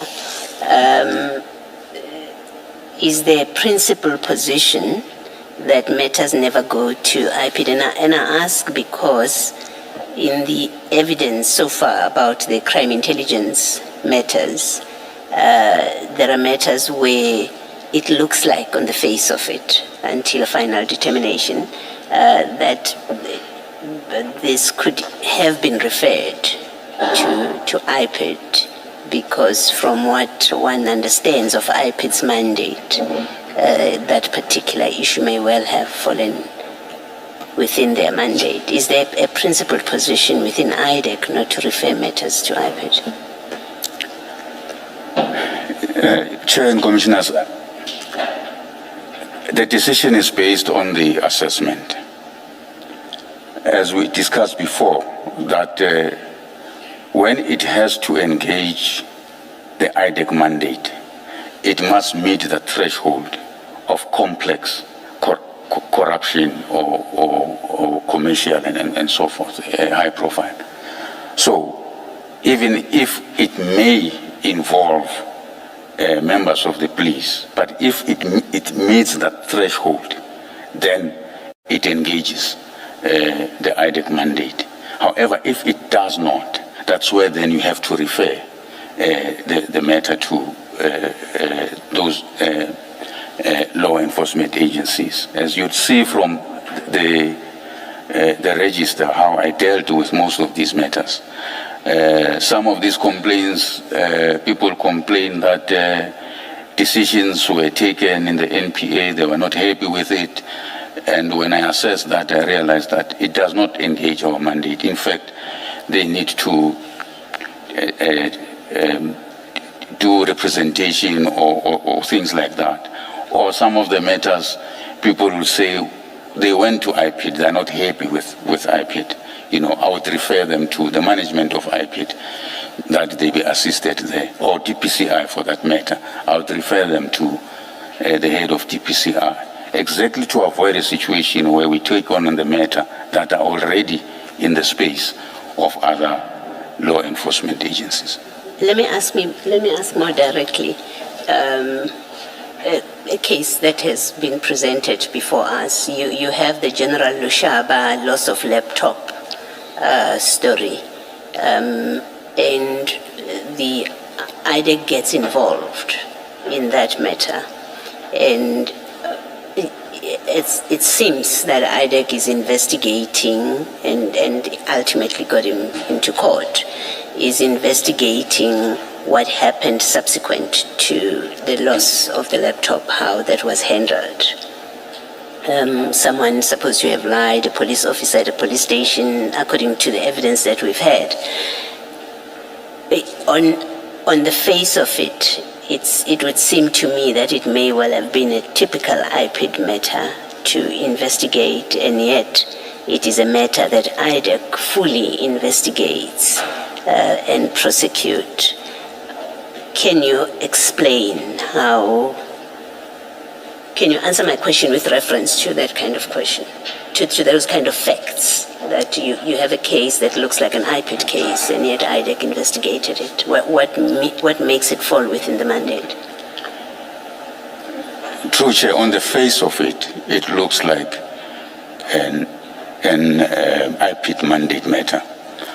But at least from the explanation that I was given was that there was quite a number of actions that showed corruption on the part of members who were involved in terms of hiding the true nature of what had happened, manipulating the dockets that were opened, and giving gratification to some of the investigators who were supposed to conduct that investigators with a promotion and so forth. That is the explanation that was given in one of those briefings. If you're absent, and I'm really asking because I want to understand whether some of the problems that we have become aware of, are they structural problems of competing jurisdictions, and therefore the one body ends up dealing with matters that they shouldn't. So if you exclude the gratification issue here, you received a complaint. That's how it's, as I understand it. Mr. Adams filed a complaint and said General Lushaba lost his computer and there was a cover-up. That's how I've understood it to be, that there was a cover-up, and the cover-up goes to even his superior, even General Kumalo, even though General Kumalo was not his superior at the time. But the cover-up goes to General Kumalo, but also now someone took an affidavit at a police station and they misrepresented some things. Forget gratification for now. On the facts that I'm putting to you, would you still have said this is an IDEC matter? If there was no issue of gratification and alleged corruption, it would definitely won't fall within the mandate. Okay. Thank you. Mr. Soko, you can continue with your affidavit. We are now dealing with the conflict between Advocate Ramsamy and Chief Perumal, paragraph 46 of your statement. The conflict, the ID called me into a meeting to help resolve a conflict between Chief Perumal and Advocate Trushanta Ramsamy. As I understood it, the conflict concerned the approach to the case. Advocate Ramsamy, as a prosecutor, had taken a particular legal view with which Chief Perumal did not agree. The meeting was resolved on the basis that the parties should listen to one another, consistent with IDEC prosecutor-led model, and that the prosecutor is ultimately the person who must take the decision on the matter. This is how the issue was resolved. I must, however, indicate that in subsequent meetings where I was called into or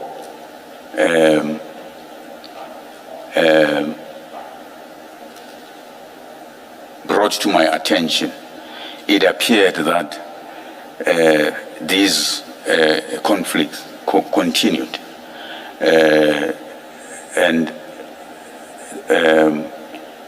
Advocate Ramsamy was concerned that as a prosecutor, her views seemed to be overruled by those of Chief Perumal, and that the ID seemed to take more the side of Chief Perumal than her side.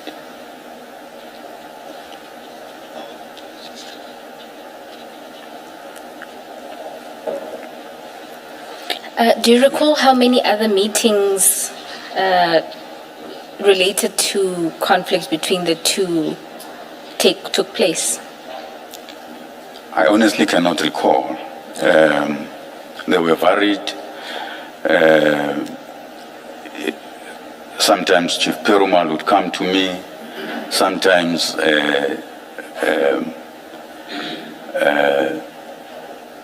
Advocate Ramsamy would come to me. We'd have a discussion with the ID. You know, so they were varied. I think because of that and the fact that Chief Perumal was not happy with Advocate Ramsamy, ultimately she was also removed from the matters.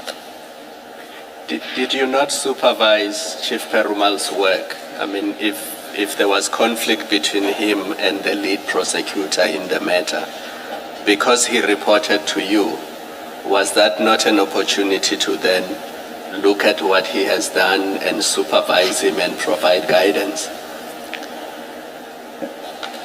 Chair, we would have a discussion about these conflicts, as I said. And in the nature of how our project works, and it's also in the manual that all the discussions in relation to the project must actually happen at the level of the team, so that even when there are these disputes, the matters would be dealt with at the team level. So where you would have opinions of the entire team in terms of how the matter should be progressed, what needs to be done, what not needs to be done. And the deputy responsible for the matter would then take the ultimate decision if there is no amicable solution within the team. In this situation, unfortunately, the lead, instead of the DDPP, was the ID. So she would then take the ultimate decision on how the matter would proceed. So she would then overrule the opinions of junior prosecutors like Advocate Ramsamy to say, this is how I want it to go. You know, I agree with Chief Perumal or whatever the case may be. So that is how, in this specific matter, it turned out. So the head of investigations is excluded from all of that. You don't play a part at all. That decision making is that of the ID. I would not be included in that decision making. We can have a discussion, but you ultimately take a decision. This is how it is going to happen, and it would happen that way. But you did participate sort of in the lead up to the final decision about what is to happen, i.e. you mediated this meeting and then you indicated that there were several other meetings where you had to talk to either. Yes. As I said, that it would sort of be a complaint session, you know. Chief Perumal come to me to complain. Advocate Ramsamy has made a submission that there is no case and all that, and he believes there's a case, you know, those kind of things, you know. So when we discuss these matters and trying to find out where the fault line lies, you know, you have people who've got strong opinions about these matters, you know, and the ID would then take a decision to say, this is how it must be done, and it ultimately will be done that way. So that is why the decision to proceed the way these matters were proceeded with, the decision to enroll, all these decisions were done by the ID. Thank you. We can then proceed to the next topic, which is the disciplinary and leak matter concerning Mr. Rapesu. That's at paragraph 47 of your affidavit. Yeah. The last occasion on which I was involved arose when the ID convened a meeting and informed us that she had received a call from Mr. Nkabinde. Mr. Nkabinde alleged that Mr. Rapesu had telephoned him and informed him that IDEC was conducting an investigation against him and that Mr. Brian Badiache was the investigator. In other words, Mr. Rapesu had leaked information to Mr. Nkabinde. Present at the meeting with me, Chief Perumal, Mr. Rapesu, and Mr. Rapesu. Mr. Rapesu denied that he had called Mr. Nkabinde, deposed to an affidavit confirming that he never done so, and offered his cell phone and to take a polygraph test to demonstrate his innocence. I was tasked by the ID to refer the matter to our Security Management Services, SMS, to arrange a polygraph. The SMS began the process by referring the request to the State Security Agency, but then reverted to us to say the State Security Agency does not conduct polygraph tests for internal disciplinary matters, and that if IDEC wished to have one conducted, it would have to procure the services itself. That was never achieved, and the matter was left there. Mr. Rapesu continued to ask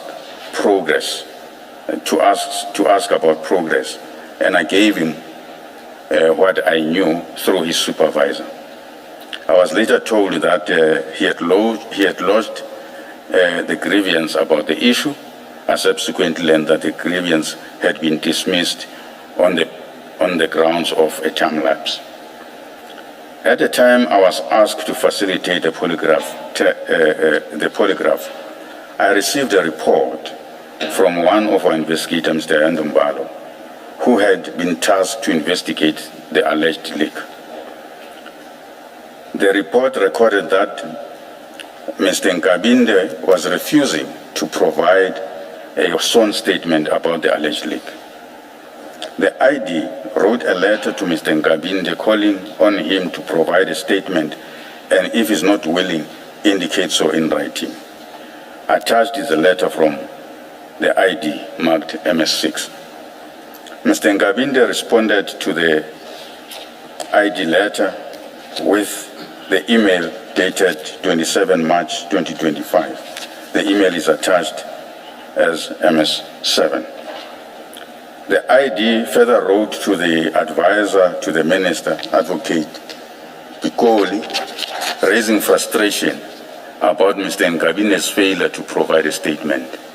The letter is attached as MS8.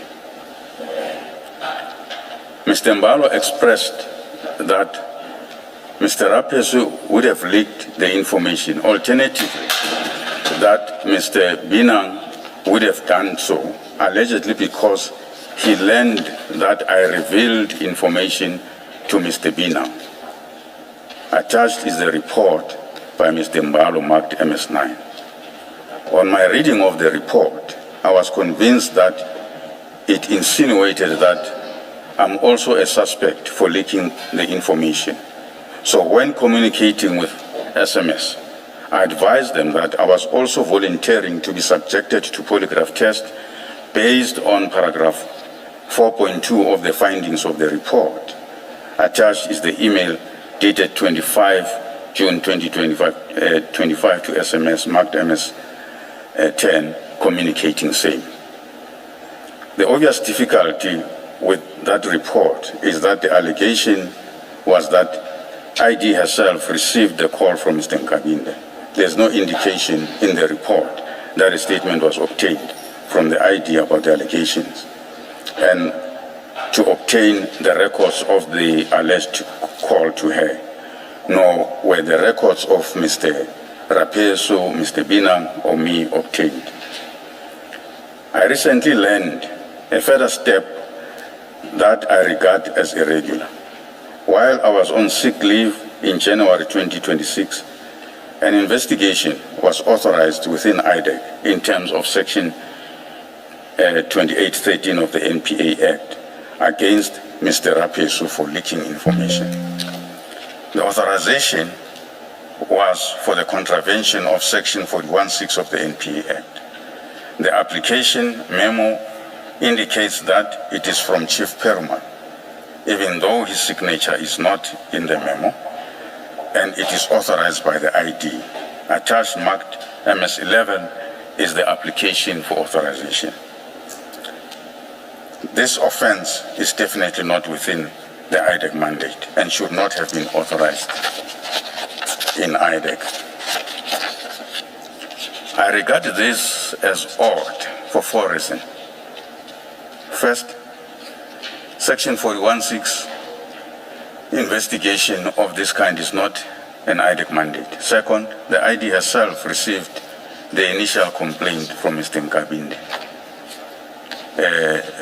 Mr. Kabinde would appear to be conflicted in authorizing an investigation arising from it. She's actually the complainant because Yes. Mr. Nkabinde is not the complainant. Yes, yes, So in a 41.6, the ID is the complainant. yes, yes. So that's why I'm raising that. Third, Chief Perumal, as a witness in the investigation, cannot apply for authorization. Fourth, so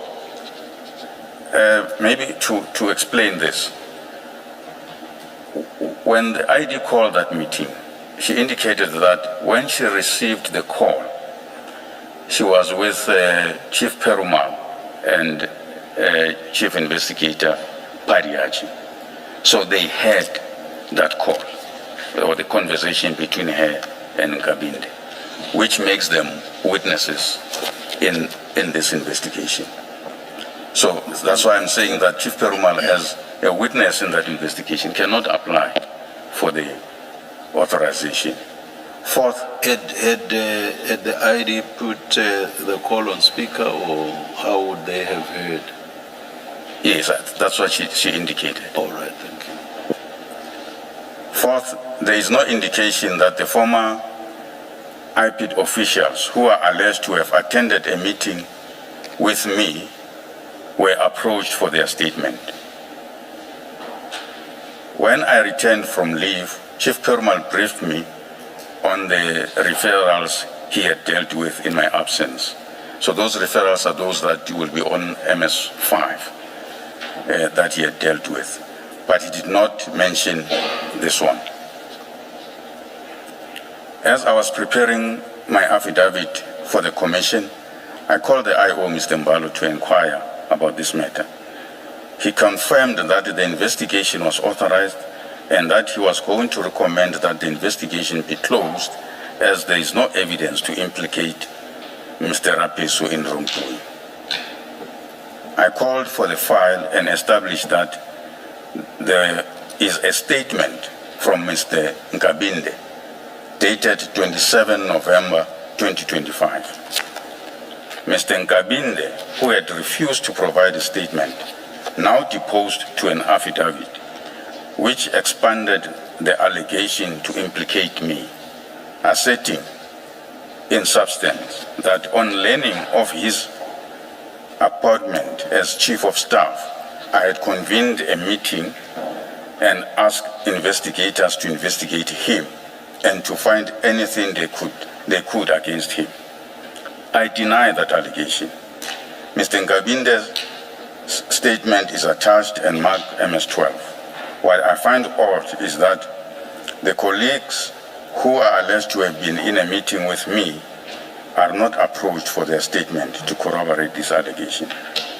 I also established that only a subpoena for the cell phone records of Mr. Nkabinde and Rapesu were requested.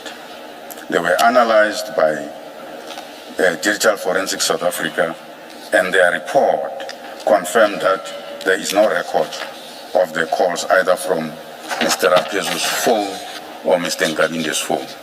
No cell phone records were obtained for the ID phone to confirm that the call was indeed made to her.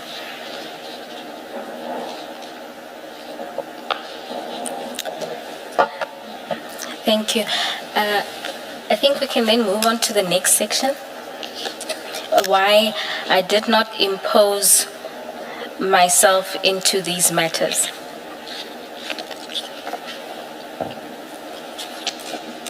I've been asked why, given my position and the leadership role I ordinarily play, I did not raise concerns at the time or ask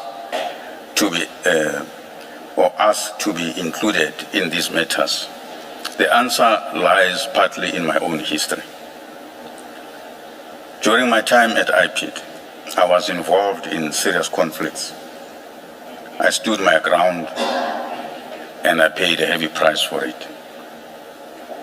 I was suspended in 2015 and subjected to a disciplinary process and criminally charged, which I regarded as unlawful. The charges related to IPID report concerning the rendition of Zimbabwean nationals. In August 2016, I was dismissed in absentia after being found guilty of gross misconduct at a time when I was hospitalized for depression.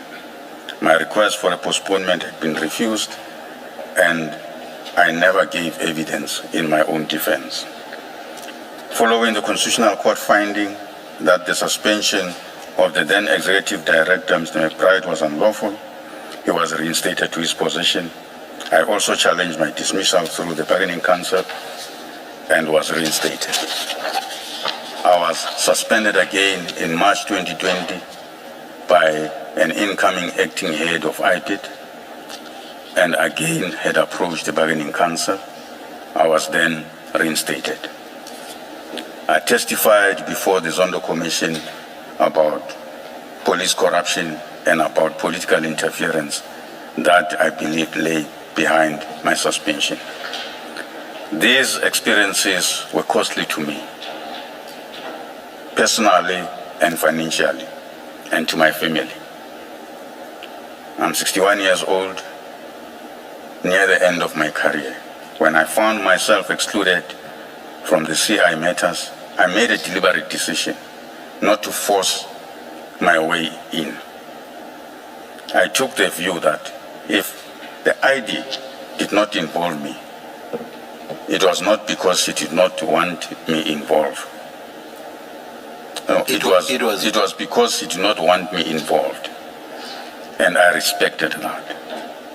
There is in any event a practice at IDEC that if one is not on a matter, one does not seek to know its details, and there is a related principle of neutrality. I let the matter be, and I did not ask ID why she did not involve me. There was also a further, more recent consideration. On the 7th November 2025, I was kidnapped while driving home.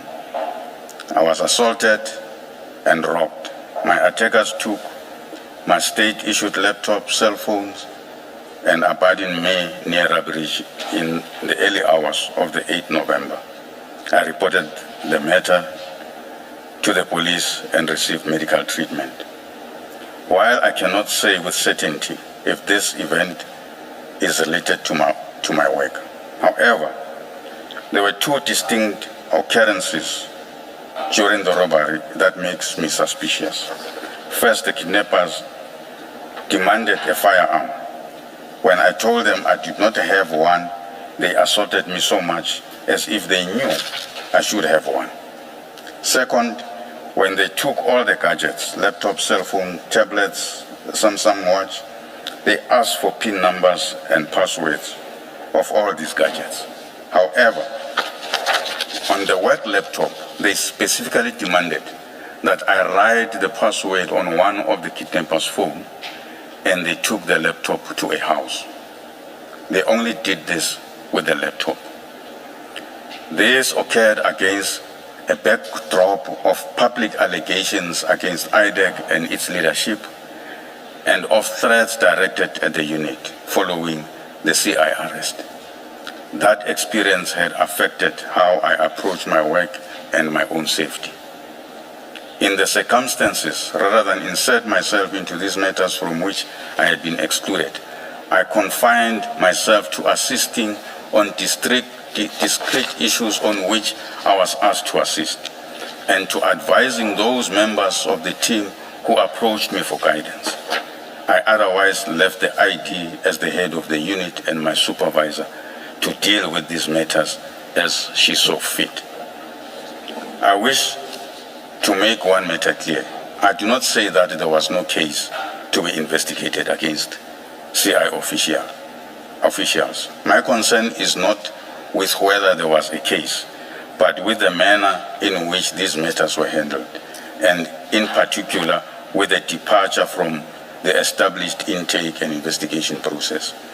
Even where there is a case to answer, it must be dealt with in accordance with the process, and where the process is not followed, the integrity of the outcome is placed at risk. Before you go to the conclusion, did you play any part in IDEC's presentation before the ad hoc committee?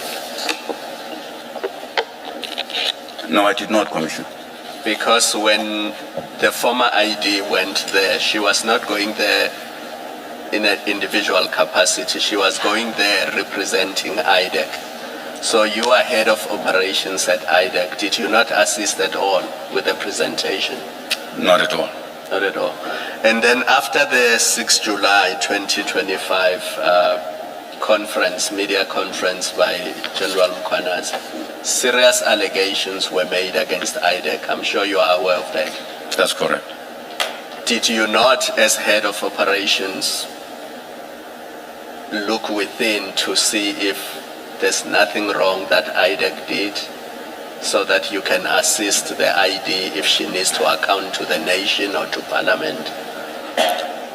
There were meetings and discussions about those revelations by General Mkhwanazi. And in those meetings, they were dismissed as a counter to the investigations that had happened against the CI generals. And then internally, Advocate Serunye raised two issues. One was the Section 27 referral affidavit was not there. The investigators did not have it. The prosecutors did not have it. So that was the one issue. The second issue was the two CI matters, the Mokwele matter and the Lushaba matter. There were no DDPPs who were leading those investigations, and he raised those issues as serious concerns. And as far as I understand, you were copied in that correspondence. Why did you not do anything? If he says the Section 27 is not there, it has not been provided. And secondly, these investigations were supposed to be led by DDPPs. They were being led by junior advocates at IDEC. Did you not say anything? Did you not intervene? Did you not raise these similar issues with the ID? Did you just let those things slide? Chair, my recollection is that there were engagements about those issues, and with the ID, and with also Advocate Serunye. And the ID was not even happy about those things being raised, because, as I understood at the time, she felt that these matters were properly within IDEC, and I think she sort of took umbrage why those issues were raised. So in those meetings, I think the issue was, a decision has been taken, matter is authorized, it's going to proceed as she's directed. And then the last one, in this commission, your investigators, Mr. Padiaki and Mr. Chief Perumal, have been accused of what on the face of it is serious misconduct that may well amount to fraud. The commission has not made findings one way or the other because we must hear all sides. But the allegations are that they created affidavits many months after, and then they backdated the affidavits to create the impression that those affidavits were deposed to on the 6th of January 2025 in relation to Mr. Adams's supplementary affidavits, and then in relation to the Section 21 Section 27 affidavit.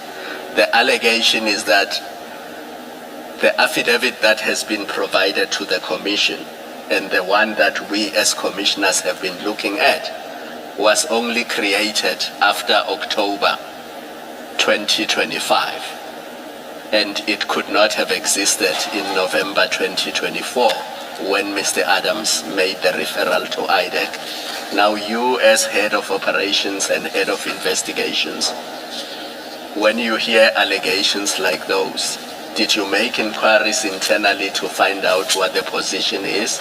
And if the commission has been misled and has been provided fraudulent documents? Chair, my recollection is I heard of these allegations when these matters were ventilated here at the commission. I think Mr. Rapesu would have indicated that he suspects there is something wrong that would have happened with the Section 27. And if I remember his words was, but the truth will come out. So,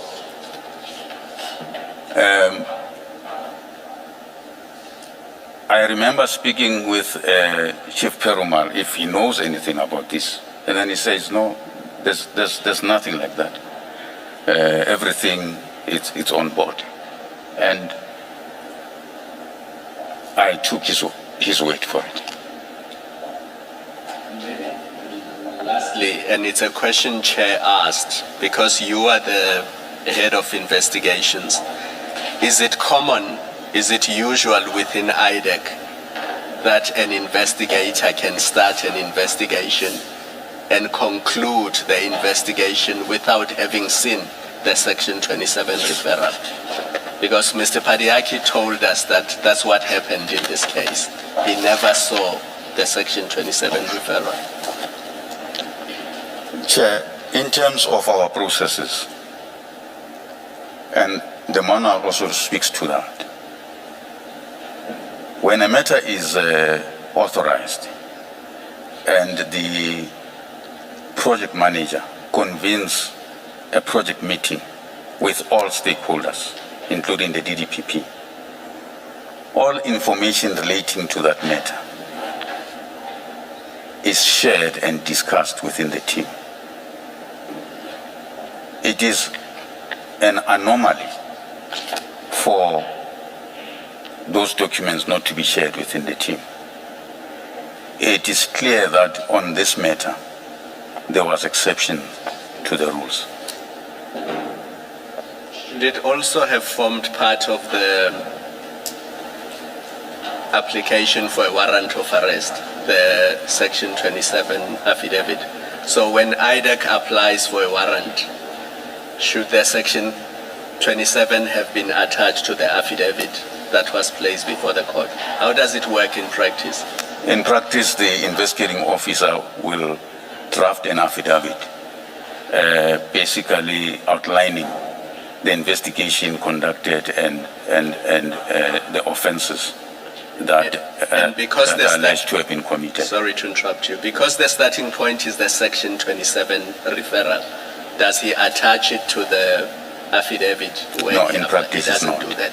In practice it's not. But it forms part of the docket. In practice it's not. So in practice it does not form part of the docket. You don't even share it with the accused. No, it is part of correspondence, internal correspondence, but it's not attached to the document. And when they ask for it because they want to challenge IDEC's jurisdiction or IDEC's mandate, how do you deal with that? Well, when they ask for it, in my experience is that it has been provided. When they had asked for it.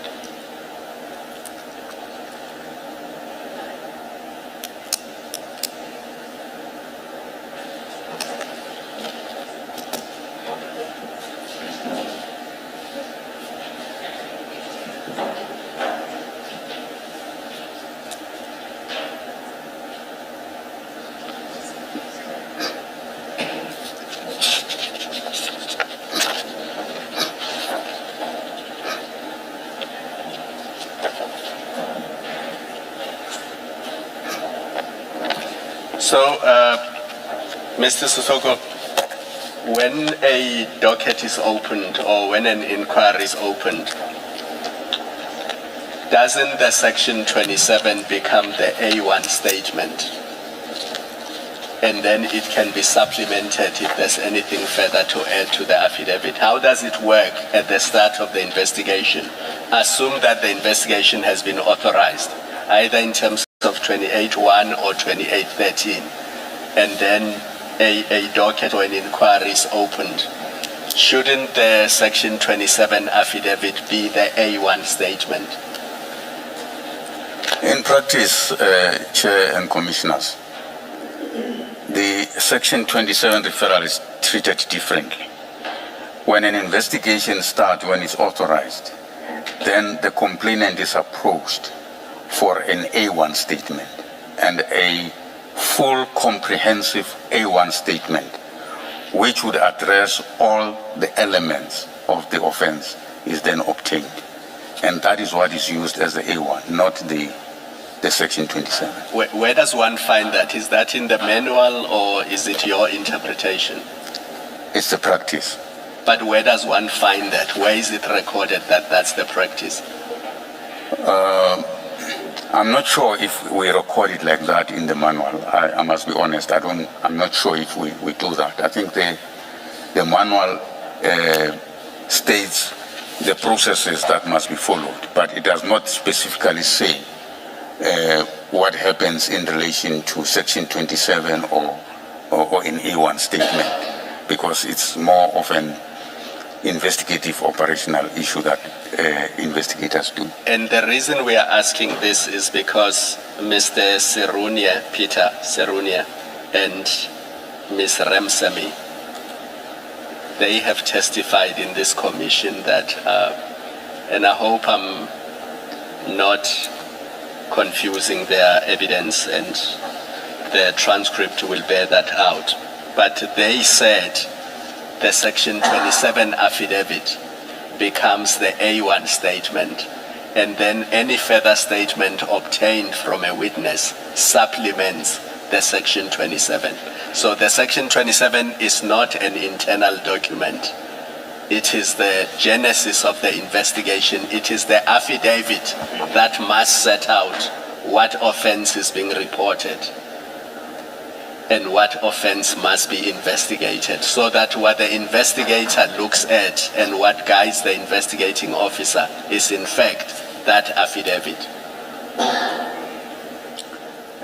Chair, I won't dispute that it may happen in other matters, that, the Section 27 may have been included as an A1, But I'm talking in generality what I know would have happened in most of the matters.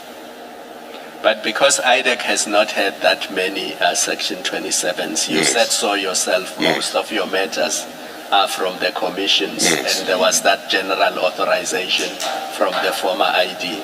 Don't you think this is something that should be clarified in the manuals? Yes, certainly, Chair. I mean, this experience with the commission, it's a lot of lessons learned for us. We already having a discussion internally about IDEC reset and how we improve our operations and including our manual, so that we are all clear in terms of processes, because this process has shown the weaknesses within the organization that really need urgent attention. And these weaknesses are serious because they can lead to systematic failure. They can impact not just IDEC but other law enforcement agencies, as you have seen with crime intelligence and SAPS. That is true, Commissioner. Lessons learned. Thank you. Can I?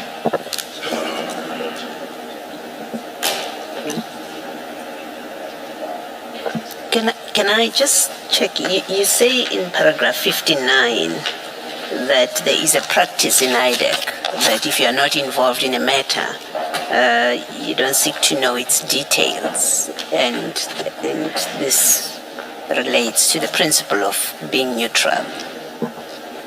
But surely that position in practice does not apply to the ID. Yes, it does not, Commissioner, because she's the ultimate person that takes decision on all these matters. A matter cannot be enrolled without her approving that. So every decision of this nature, it is taken by the ID. But then by same, well, not same, you are head of investigations. It seems to me you should know what's happening in investigations. Yes. So that rule, if it's a rule in the workplace, should not be applying to head of investigations, because you need to be able to speak to the investigations that are happening in your organization. That is correct, Commissioner. And in most matters, that's what had happened. Yes. As I said, this was an exception. So in a properly working IDEC, a person in your position who is head of investigations is supposed to know and be involved with investigation. When I say involved, I don't mean you run and do the investigations, Yes. but you, because you're the overseer Yes. of all the investigators and of investigation, so you should know this. That is correct, Commissioner. Okay. Therefore, it must mean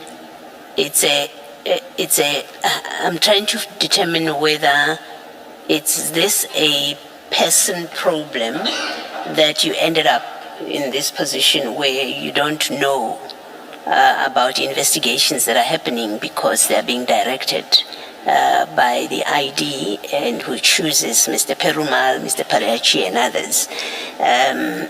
Is it a problem that a different head of investigation would have been correct to say, I'm head of investigations and I will not be excluded from investigations? Or it's a misunderstanding of your role by both you and the ID, that you are also subject to that rule of practice, that you don't need to know what's happening in matters.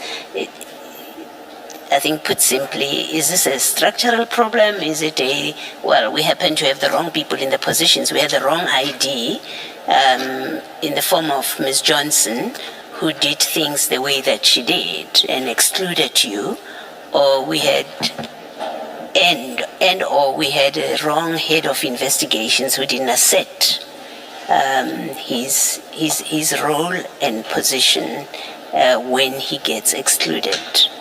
Can you just say which one it is? And the question is important because, at least from where I'm sitting, because among the things that we have the Commission is required to do is to make recommendations, including recommendations about what improvements, changes need to be done to the organization. So we are going to have to grapple with how did IDEC land where it is today. Is it a structural problem? Is it that whoever employed Ms. Johnson just made a bad decision? Whoever employed Mr. Sissoko made a bad decision? You understand what I'm saying? What I'm asking you. Can you just comment to that? Chair, the fact of the matter is, in this particular instance, rules were not followed. And I took a decision at that point in time, as I explained in my affidavit, based on my personal history. I take full responsibility that I should have acted differently. But at the time, for me, it was the right decision to take, given the considerations that I've said to the Commission. I understand, and thank you for that answer. It's trying to understand whether what's behind my question, whether in terms of your contract of employment, which sets out what your job is, you could have asserted to the ID, even if she didn't like it, you could have said, there is no investigation that will happen that I don't know anything about. Does your contract, the terms of your contract, give you that kind of standing, or it's a problem in the contract because maybe she still gets to make decisions finally about investigations? I'm trying to understand that. So I'm trying not to make it personal to you, but to understand what are the limitations other than your personal circumstances. Another head of investigations, will they not find themselves in exactly the same position for different reasons? Chair and Commissioners. Perhaps to add to that, besides the contract of employment itself, or in addition to that contract, there are the annual performance, what do you call them, which you sign with your boss, undertaking that you are going to perform in accordance with, and then, as I understand it, there's itemization of all of everything that you undertake, you are going to do during that year. Am I correct that there is such a thing? What is it called? That is correct. The performance agreement. Yes. Now, I'm adding to what Commissioner Baloyi says, which is a reference to the employment contract itself, and I'm saying there's also this performance agreement. Would what you are required to do not also be, it would obviously be included in that, and would it cover what Commissioner Baloyi is raising? And if it would, what would you be assessed on? If not on that, that is what it covers, which includes the issues that Commissioner Baloyi is raising. At the end of the year, how do you get assessed if you've not said, now if you do not allow me to do A, B, C, D, how am I going to be assessed at the end of the year? So basically that contract would require of you to raise the issues that Commissioner Baloyi is referring to. Now, can you please respond? With all of that in mind, can you please respond to Commissioner Baloyi's question? Thanks, Chair. My performance agreement provides that I must advise the ID. As I've indicated that these matters were discussed and should take a particular position. I understand the concerns, and in hindsight, maybe I should have taken this issue even further and not let it be as I did. But that's what, to me, at that point in time, seemed right to do. As I said, that maybe I should have acted differently by raising this issue at a higher level, so that what now has been ventilated here could have been stopped. I do, however, I am, however, not sure if it would have made any difference.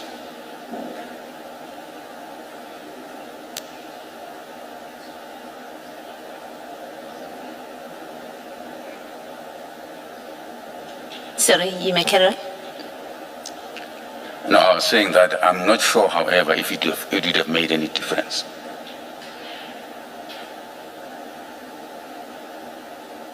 You say you're not sure because the ID is the person that she was, or what? Because you see, you speak of, you say your contract says you advise the ID. The next question is, well, what does that mean in fact? You advise her on investigations that your people are doing and what they put together as it before she makes her decision, does advising mean that you say to her, on this investigation there's no case? She ultimately, gets to sign off on the next steps. But what does advising her entail? Advising the ID, it means advising her on all operational issues. Where matters are under investigation, what are the challenges, what needs to be done.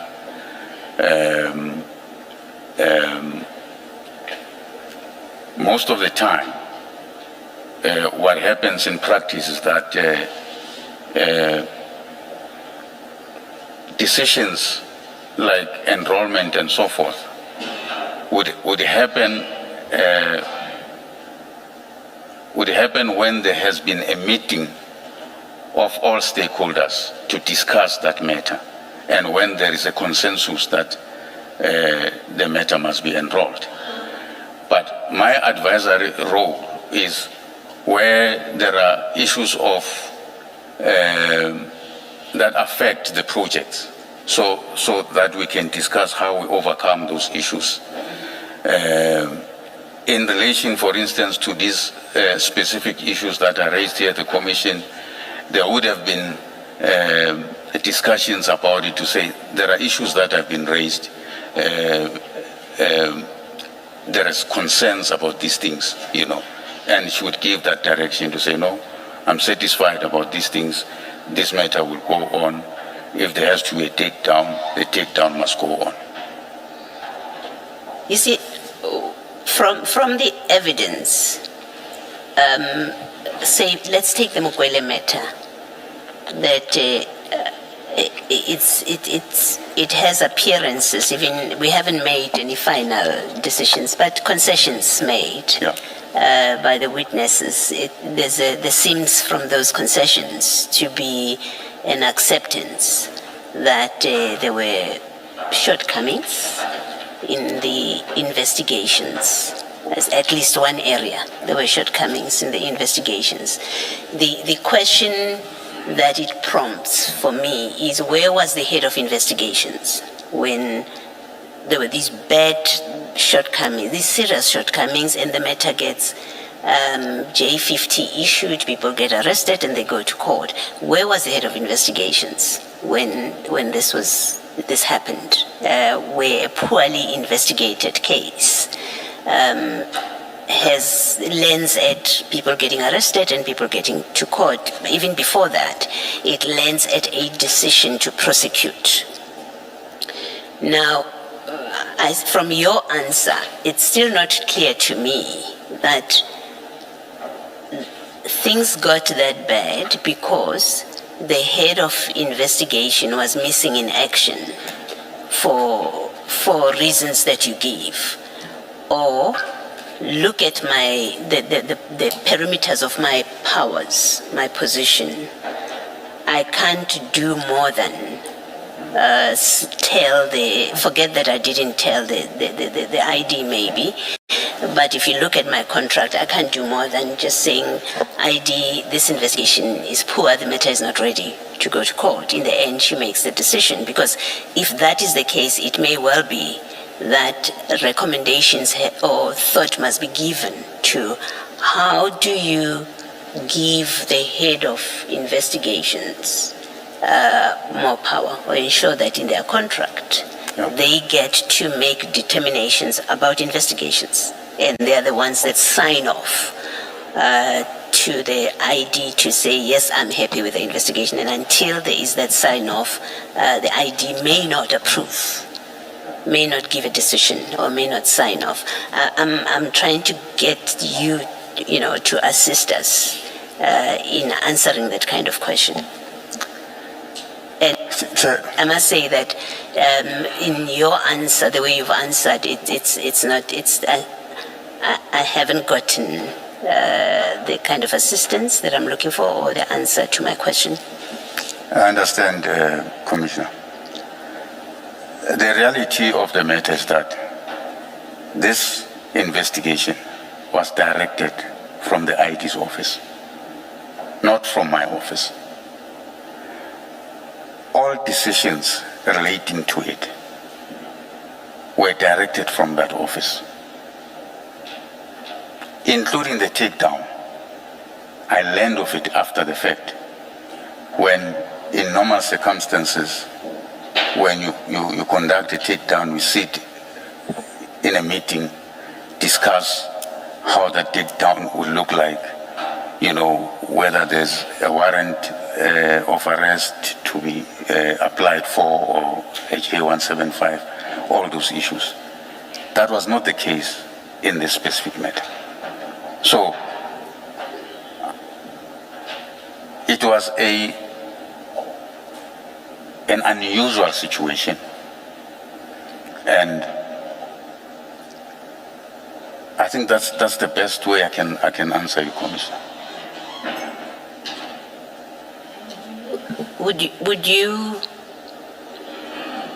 Would you consider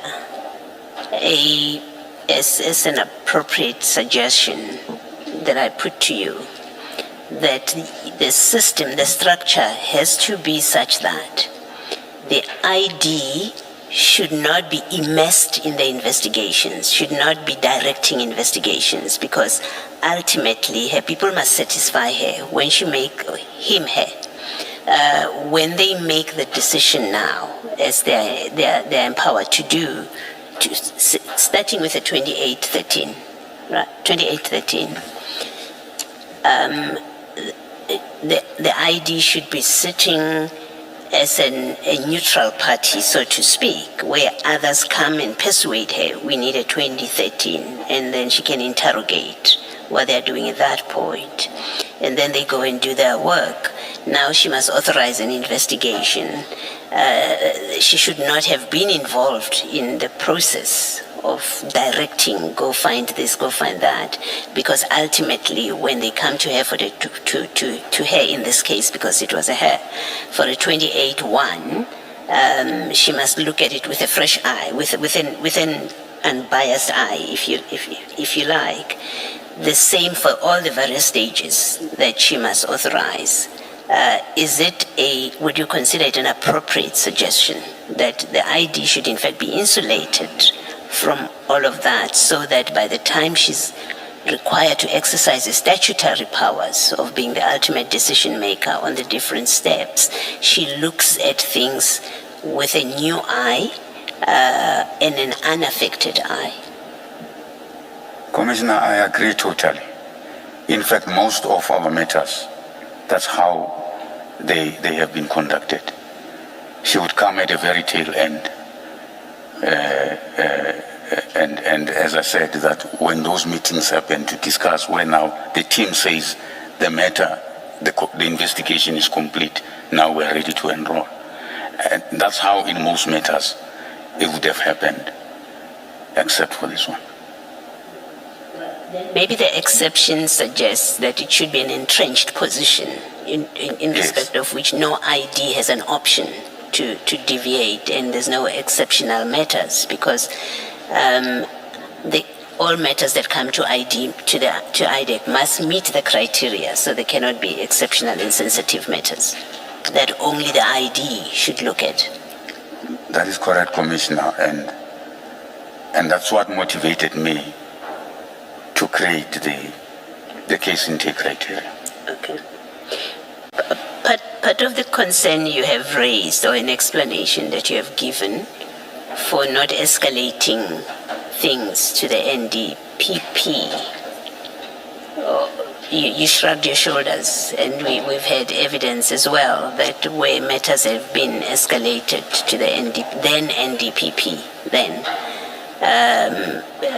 there was no good outcome out of it, and people seem to have ended up in worse positions than they were before they lodged the complaint. How do you suggest to fix for that kind of problem? Is it again a matter of, well, it's about the integrity of the people that you appoint, or it's a problem in this scheme that we have, where you have IDEC falling under the NPA and ultimately the NDPP is the one that people must escalate things, but the NDPP has a working relationship with the ID because they all belong to the same organization. Is that the problem? And does, in your view, the appointment of the judge, IDEC judge, and whatever his terms of reference are, create a different playing field than what you had when it was just ID and NDPP? Yeah, Commissioners, I think unfortunately the issue of the judge came much later, even though it was provided for in the legislation. I think it took time to be implemented. I would venture to say that had it been in place much earlier, some of these issues would have been raised with the office of the judge, and maybe there would have been interventions much earlier. Do you say that because the terms of reference of the judge? Yes. Remember, the judge would look at complaints even by IDEC staff, political interference, whatever complaints they might have in relation to how IDEC is run, and of course even public about the work of IDEC. So I think people would have felt even more empowered to take the matters to the IDEC judge. Thank you.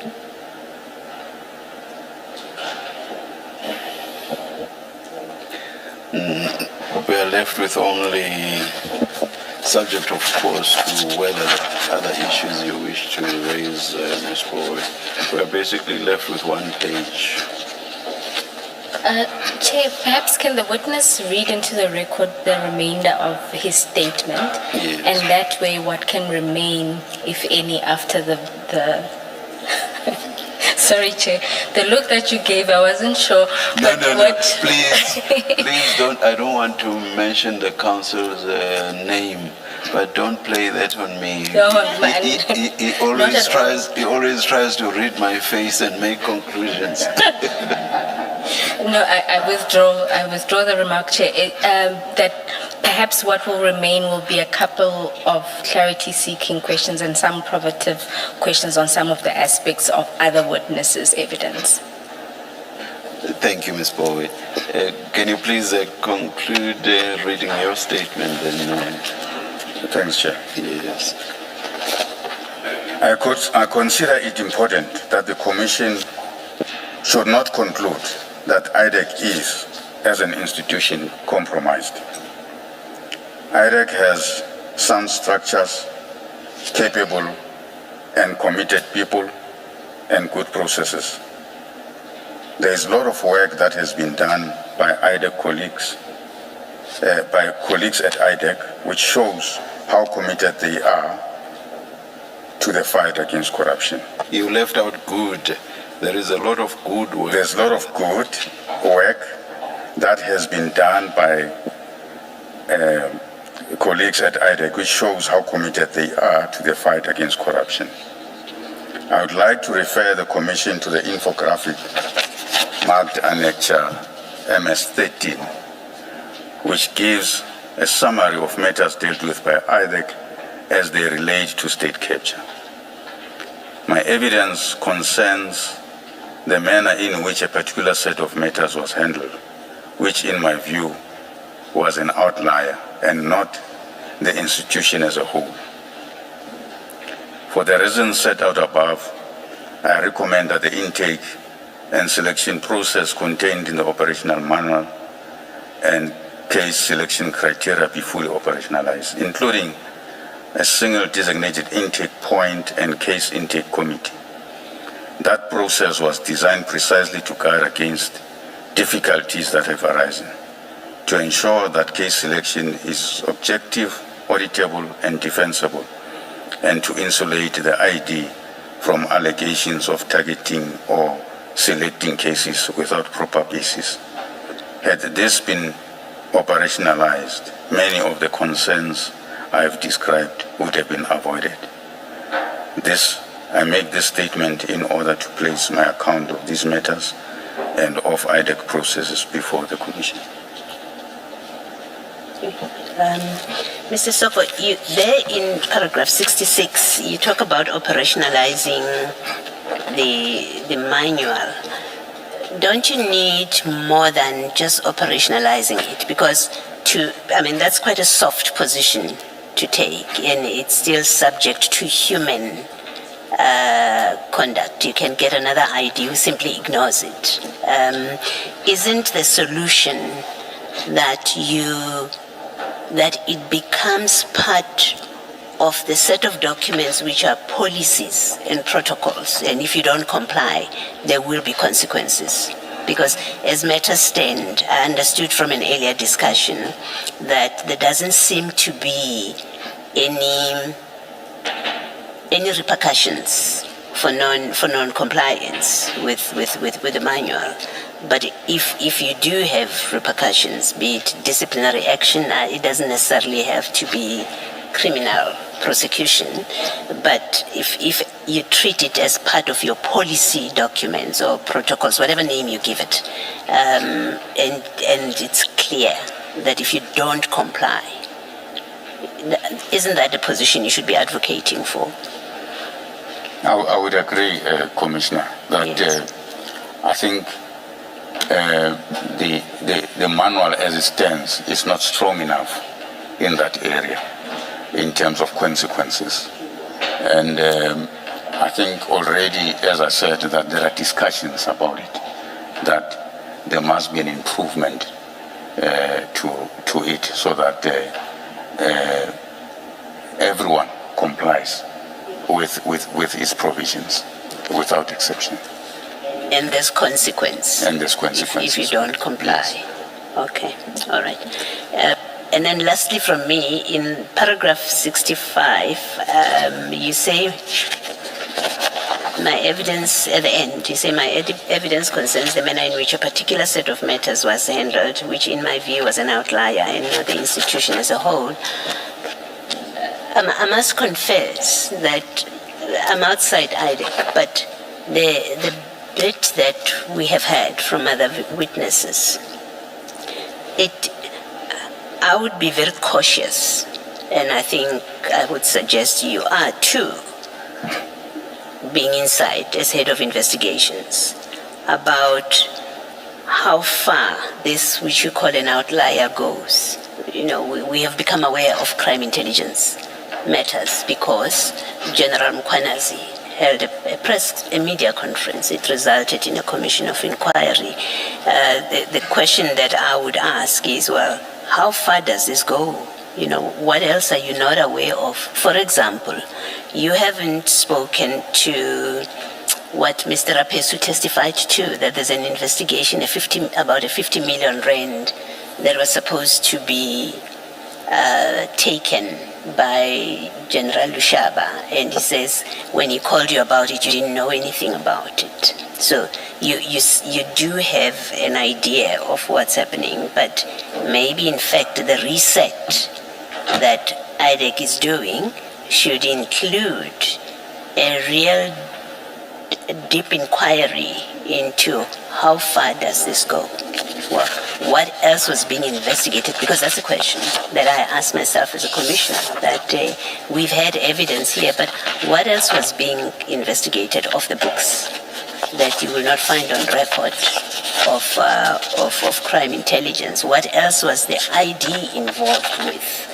What was Mr. Perumal involved with other than what we now know? So my suggestion would be to be cautious about, what we know is the outlier. Maybe it's worse than that. And until you have satisfied yourselves that this is all there was that has come out of the commission, you should be more cautious with that statement. I think there is cause to be concerned. How bad is it? Is this all that we have seen and that's the end of it? I have no reason as I sit here to think that's all there is. And I understand, Commissioner, from your own position. I'm speaking from what I understand from inside. As I said, that there are 137 matters representing 88% of our work, which I believe may not be tainted by these issues. So, my statement of an outlier stems from that. It doesn't take away the fact that we have to review. There's an agreement within the organization that we have to review all our matters and be sure that there is nothing that we've missed. And if there's injustice that would have happened, it's corrected. That's the position of the NTPP, that's the position of the leadership. Thank you. Thank you.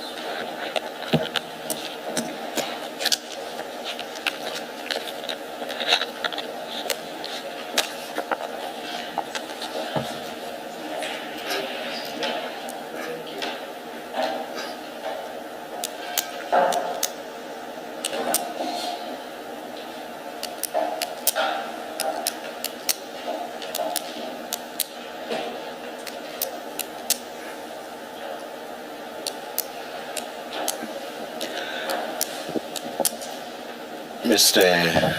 Sisoko, before this last engagement by Commissioner Baloi, my co-commissioner engaged you on what you consider to be necessary, and there was a discussion on policies and how strong the wording of that is, in particular with regard to consequences. I just want your comment on this. I've no idea what we will recommend in the end. It may either be a continuation of an institution called IDEC, or it may be a totally different institution. I do not know. Or the killing of any such institution altogether. But on the assumption that something similar to IDEC, where depending on the acceptance of our recommendations to continue to exist, don't you think it would be better if the processes would actually get legal force from an act, whether it's the NPA Act or whatever other act? So the act itself specifically provides that such a process document should be created, and having its force from an act of parliament, it would be less likely that it would be flouted at whim or at will by whoever the head will be. Of course, human beings being what they are, they will flight laws, which is why, for example, we have criminal trials all the time. We have administrative challenges against state functionaries, and so they will flout the law. But I think it will give more force to have it provided for by the act itself, and not officials sitting down crafting their own document as they please and of their own accord. What's your comment on that? Chair, my comment is that I think it will be a good idea that IDEC will have operational regulations. In my previous environment in IPIT, that's what we did once, because I was involved in the development of that IPIT Act. But we ensured that there are also regulations regulating the operations. So once they have the force of regulation, then it enforces all these issues that we spoke about. And is it the act itself that says there must There be... must be a regulation All right. which talks to the operations. Yeah, yeah. It's exactly something similar that I have in mind. Yes. Depending, of course, as I say, on what our ultimate recommendations are with regard to IDEC. Yeah.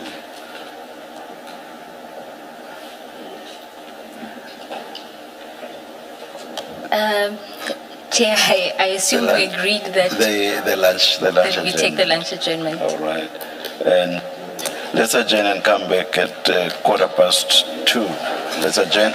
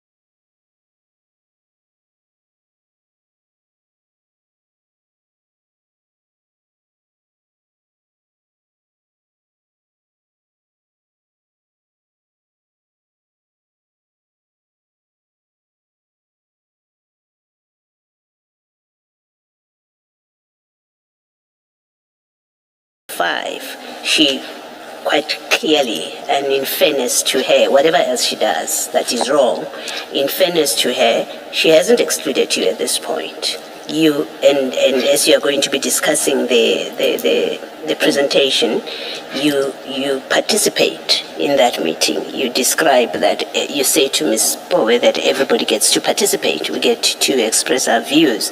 So what we know and what we must conclude from this is that at the latest 19th January 2025, you are involved in these matters, in this project that is called diversion. And the ID at this point has not excluded you. Yeah. Chair, I wouldn't describe it as being involved. I would say I'm aware now that there is this matter. Because remember that what happens is the email is sent to me, yes, and then there's going to be a meeting.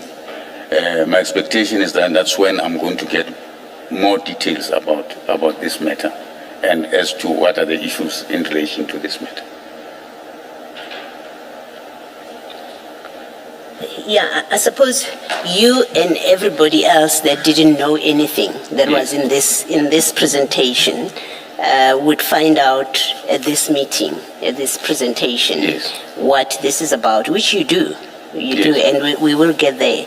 At this point, I'm making the simple point that after taking the matter from wherever she got it, when we've had a long debate about how this matter lands with the ID, but having taken that matter on the 19th of January, but in fact earlier than that, when she gives an instruction that you should be invited, a presentation should be prepared and you should be invited, and then as at the 19th of January, you are part of this. However it plays out later, we are not yet at how it plays out. We are at, this tells us she hadn't excluded you. So Yes, at this point, you yes. do receive the presentation. I concede. You do look at it in prep of that meeting.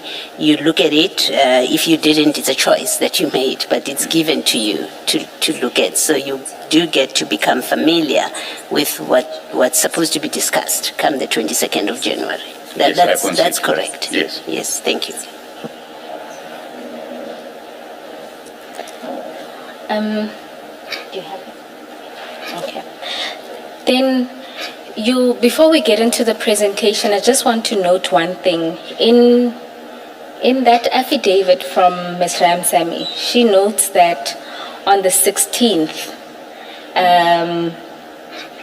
Advocate Johnson had asked for your inclusion, said there'll be a meeting and all of those who are designated would be there as well as yourself. You recall that? That's what we read earlier. Do you recall that?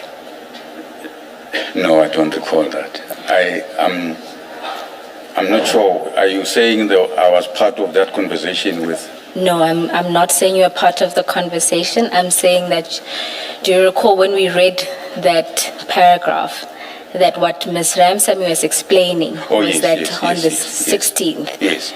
Advocate Johnson was asking for your inclusion Yes. into this I've seen meeting that, yes. where this operation would be discussed. Yes, I've seen that, yes. Yes. Now you'll note, I just want you to note that this presentation was initially prepared by Chief Paramore.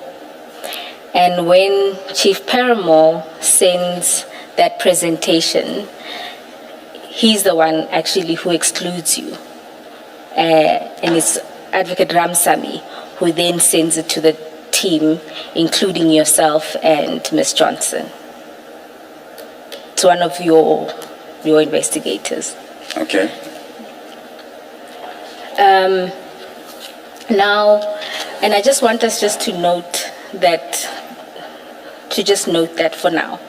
Okay. Now let's go into the actual presentation. This is still in file 10. It's then basically 2 pages down at page 218.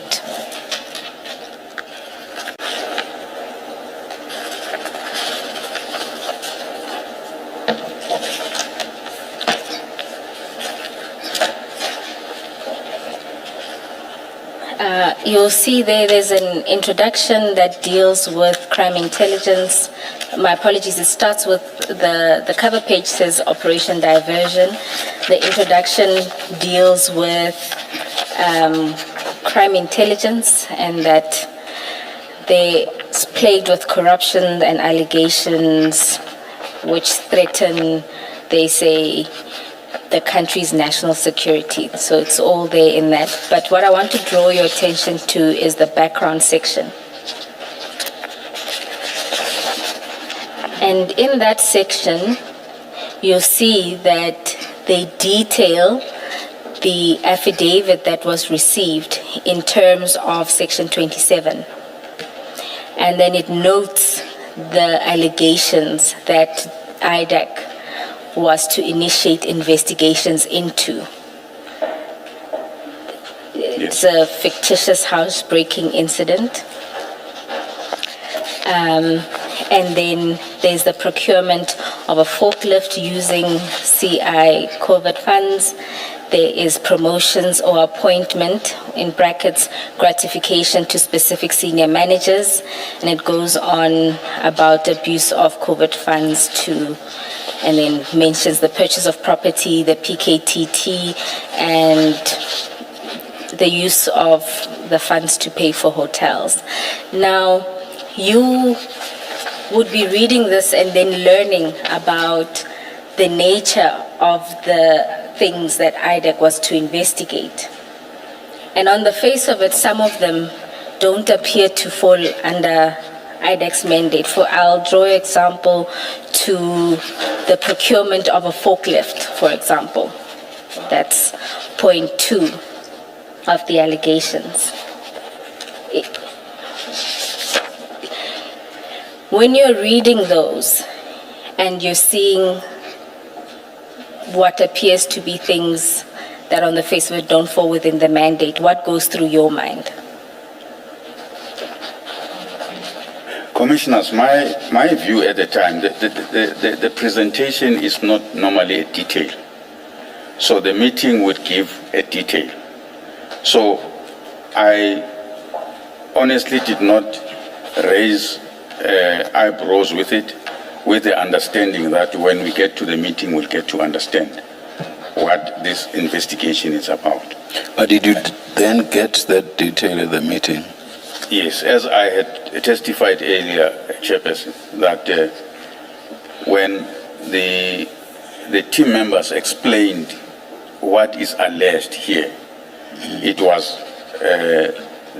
how it was presented was that there is corruption, manipulation of processes, there is issues of gratification and so forth. So those were things that were discussed in the meeting that then said, justified why the matter was in IDAC. But also, for me, it was because the ID had authorized it. I did not question much about what is being presented would be something that does not necessarily fall within the mandate. But the issue was about the mandate itself, and as I understand it, the substance of the question by Ms. Poe is whether all these indeed fell under the mandate. And that question cannot be answered purely by the ID having authorized what was going on. The question of the mandate is a legal question answerable in terms of the statutory mandate. So I'm not sure that what you say answers that part of Ms. Powell's question. Chair, as I'm saying that at the time, based on what was presented, that's how I understood it, that what the team members were presenting to say what it's alleged and what is being investigated would then, the offenses would then fall within the IDEC mandate. And Ms. Poe specifically refers to the procurement of a forklift, and she suggests to you that that could not possibly have fallen under IPID's mandate. You say all the questions were answered. Was that question or that issue answered? That specific If issue? my memory serves me well, commissioners, If so, how? How? Because unless, for example, you are able to say there's fraud, there's corruption, or there's corruption insofar as the procurement was concerned, if there wasn't corruption in relation to that procurement, then it would have been an offense falling under IDEC's mandate insofar as there is provision for certain specified statutory offenses, but those, at least on our interpretation thus far, those should be additional related offenses, and we interpret the additional related to be additional and related to the other offenses specified as falling under IDEC's mandate. So Ms. Poe is suggesting to you that the procurement of the forklift could not possibly have fallen under IP's mandate. commissioners, as I remember what was presented at the time, the issue of the forklifts, it was not one forklift, what I remember. It was a number of forklifts. And this irregular procurement was alleged to have cost the SAPS millions. So It's not the amount that would make an offense fall under IP's mandate. It's its nature in terms of what the Act provides for. It's not the magnitude of the amount involved. commissioners, my Or understanding, don't you agree? my understanding at the time was that Don't you agree? Don't you agree to the proposition I've just made? That it's not just the magnitude of the amount involved, because that's what you said in response to my last question. commissioners, how I understood it is that it falls within the mandate in the context of financial, a financial offense as provided for in the Act, and also the fact that the amounts involved also. So when I looked at it, or at least from what the presentation was made, I understood it in that context. And I didn't question why it is not in our mandate. And there were debates about it, but ultimately it was settled that it was within mandate. Am I mistaken? Why do I seem to recall that mention has been of a forklift singular? You are talking about many forklifts. I'm not aware that that's the evidence. Everybody has been talking about forklift singular.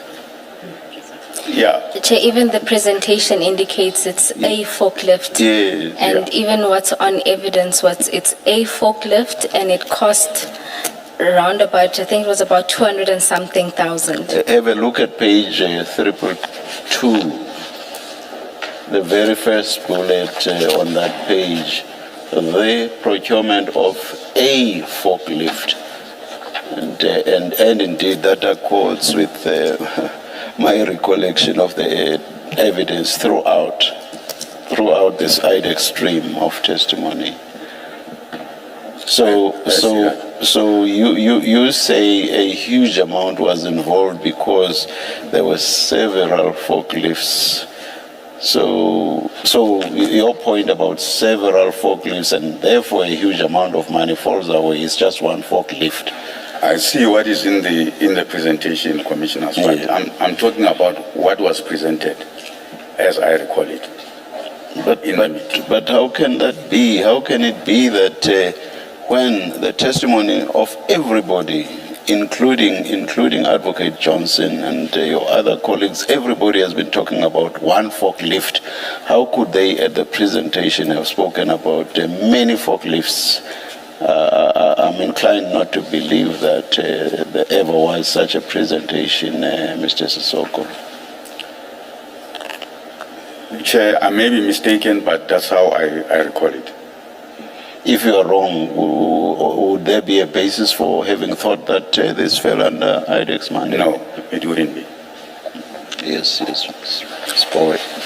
Thank you, Chair. I recall that when Commissioner Kumalo asked the Advocate Johnson, what does the procurement of a forklift that wasn't delivered have to do with IDEX mandate, she too couldn't explain. Now, while we're dealing with this meeting, let's leave aside the aspects of the 27 referral. One of the major things that happens in this meeting is, and you note that also in your affidavit, is the issue around reporting to the minister comes up. And in particular, the ID indicates that she would do so through the Office of the Chief of Staff, Mr. Ngabinde. Is that correct? That's correct. And when that happens, you then indicate to her that it's not a good idea because Mr. Ngabinde is not is compromised. Right. And then the ID asks for information related to this. And That is then correct. you agree that you would provide this information.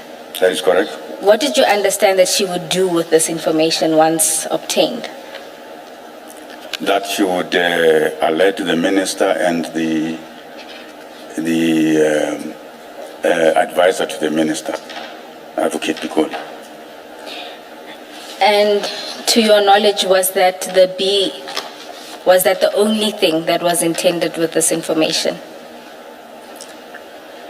Well, at the time of the meeting, that was what was said. But subsequently, when I provided her with the information, then she instructed that senior investigator Padiachi should look into those allegations. And on what basis would Senior Investigator Padiachi be looking into those matters? Chair, I assumed that because they have been raised, and the documentation that I've shown her or given to her that come from the analyst show that there is that collusion. I must hasten to say, as I've indicated in my statement, that this is a matter, what I refer to as the blue light investigation. And as I understood, before I even went to IDEC, that there was a consideration to charge Mr. Nkabinde related to that matter on what was discovered during that investigation. However, the DDPP responsible for that matter at the time took a view that they shouldn't include that, because as I understood, there was an addition to the accused before, and there was a fear that when they add further accused, they might face a 342A application by the defense. So they didn't want the matter to be removed from the court roll. And the view that was taken at the time was that the matter will be dealt with later outside of the blue lights investigation. Mr. Soko, in the normal course, IDEC and NPA, they account to the Minister of Justice. Did you not find it odd that the ID is reporting back to the Minister of Police in relation to ongoing investigations where the Minister of Police is not the complainant? Because by the time you went to the meeting, you must have known that, according to the presentation, Mr. Adams is the complainant. So did you not find it odd that you are now assisting the ID to report to the Minister of Police on matters that have nothing to do with him?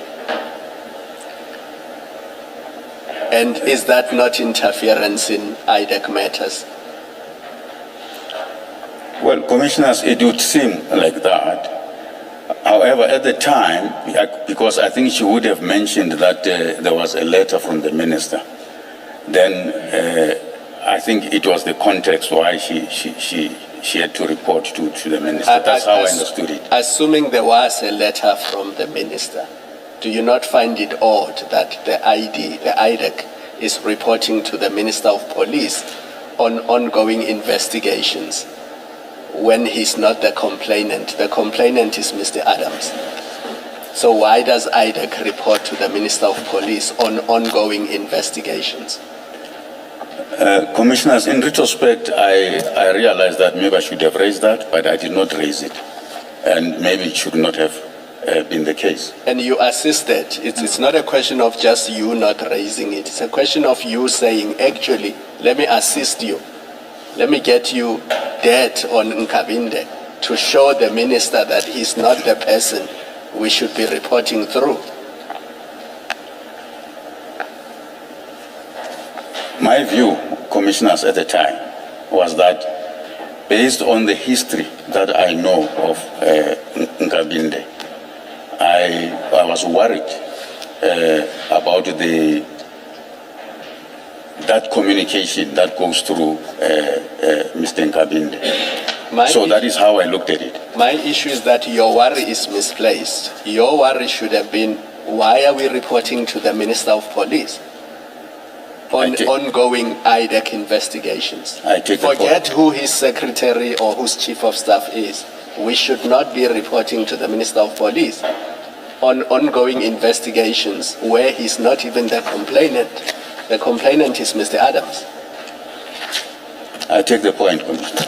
What you did is you opened a line of investigation in relation to Mr. Nkabinde, which you later complain about, and you say you subsequently learned that a 41-6 or a 28-13, I can't remember which is which, has been authorized in relation to the leak to Mr. Nkabinde. I'm not sure I understand. The investigation to find out what cases Mr. Nkabinde is involved in, and that report which you attached to your statement, you came up with that because you said you don't trust Mr. Nkabinde, he's dishonest. The ID then said to you, find information for me, which you then did and you submitted to her. That is correct. And as a result of that, somebody told Mr. Nkabinde, we don't know who, that IDEC is investigating him. That is correct. The domino effect of that is that the 41-6 in relation to one of your colleagues was then authorized, which you say is unlawful. That is correct. Yes.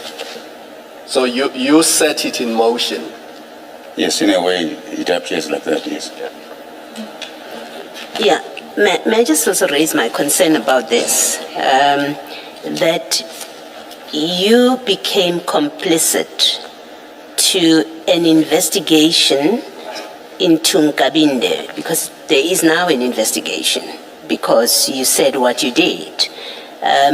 But you participate in that investigation because you go and find information on something that you volunteered. You're the one that volunteers it. And then there's an investigation, but that investigation is not founded on anything in the act. The investigation, there's no complaint, there's nothing. But you're all happy to investigate Mr. Nkabinde on the back of what you have said, and you don't have a problem with that. You're the second in charge. You don't say, hang on, I was just sharing for purposes of communication. Because if that's all you were doing, as a rule, the one who holds the rules and who should be holding your people, your investigators, to your manual and to your rules, you in fact become complicit in an investigation into Mr. Nkabinde. And from where I'm sitting, it's no different from what Mr. Perumal has been doing, which is conducting investigations or participating in investigations that do not comply with your manual, that actually do not have a basis in your act. Because this which you are now investigating about Mr. Nkabinde, it doesn't arise from the act. It doesn't. And in that way, you put yourself in a position where you are no better than what, in fact, Ms. Johnson does on this. You're just as liable, or should be just as liable on this. If it's a point of criticism that an investigation was conducted on Mr. Nkabinde, it applies equally to you. Do you want to comment? Yes, Commissioner. As I said earlier, that the issue of Mr. Nkabinde was part of the Blue Lights investigation. Now, at the time, as I've indicated, that the DPP that was responsible for matter had parked that issue. Now, the ID, when she instructed Mr.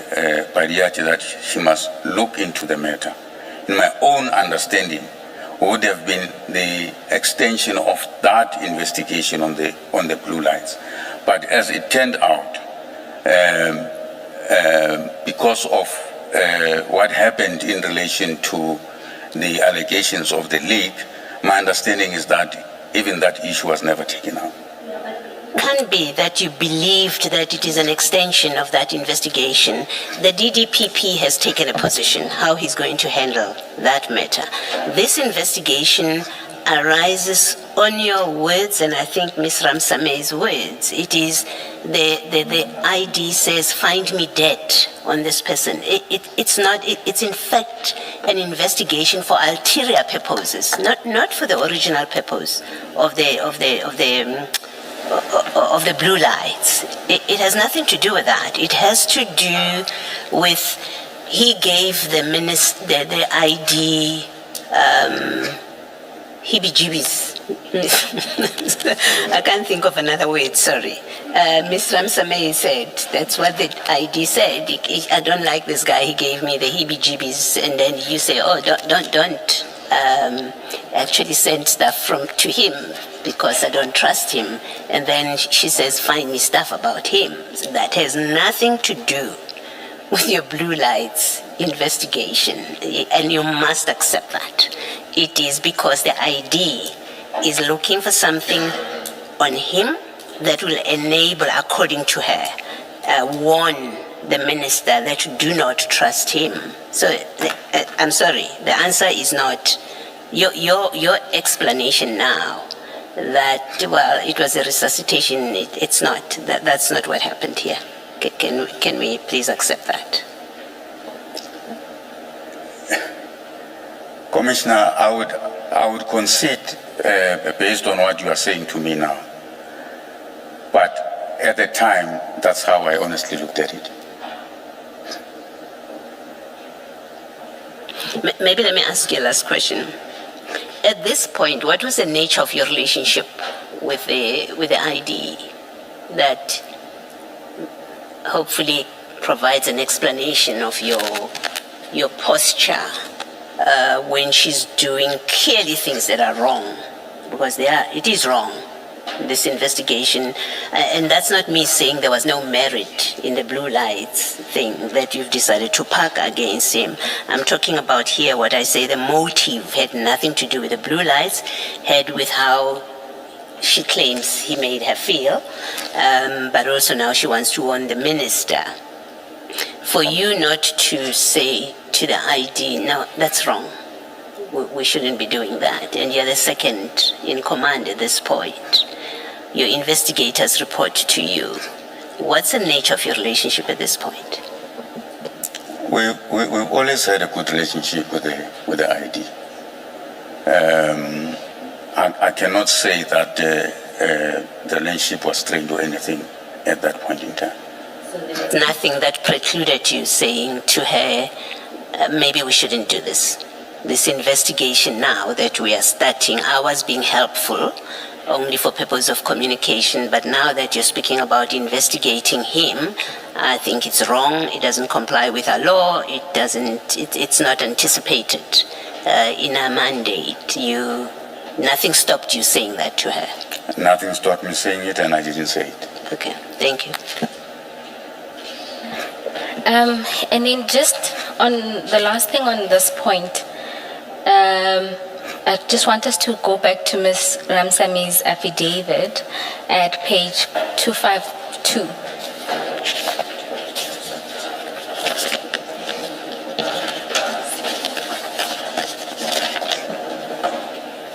At paragraph 2.27. 6.27, my apologies.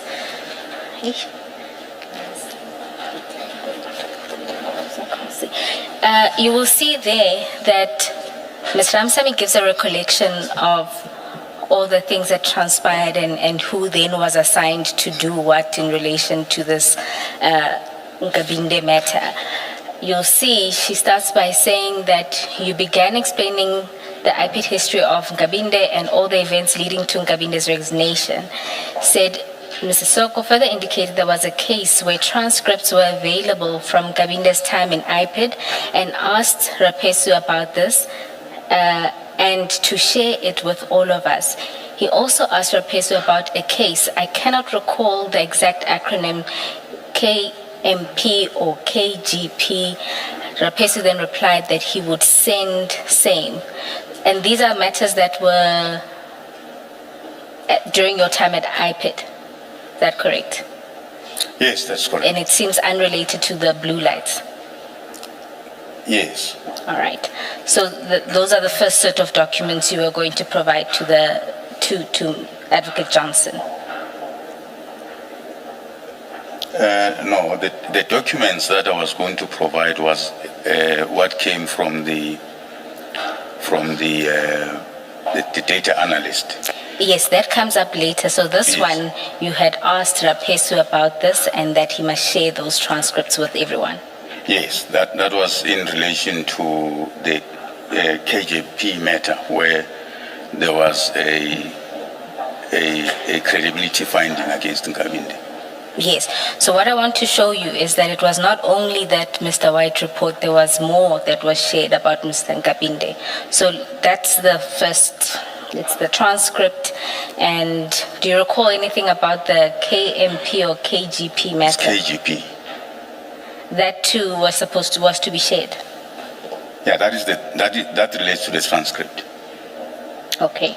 Then it says that further discussion ensued by Siseko, including the fact that there is currently a case in Code Blue Lights where Chabal is a prosecutor and Benang is the IO, and there were links to Ngabinde. So this one is the one that... Yes, that's the one I was referring to. And so that's the one with the analysts was supposed to provide the report, and that you provided. Okay. Now, if we move on in this affidavit, you'll see that at paragraph 6.39,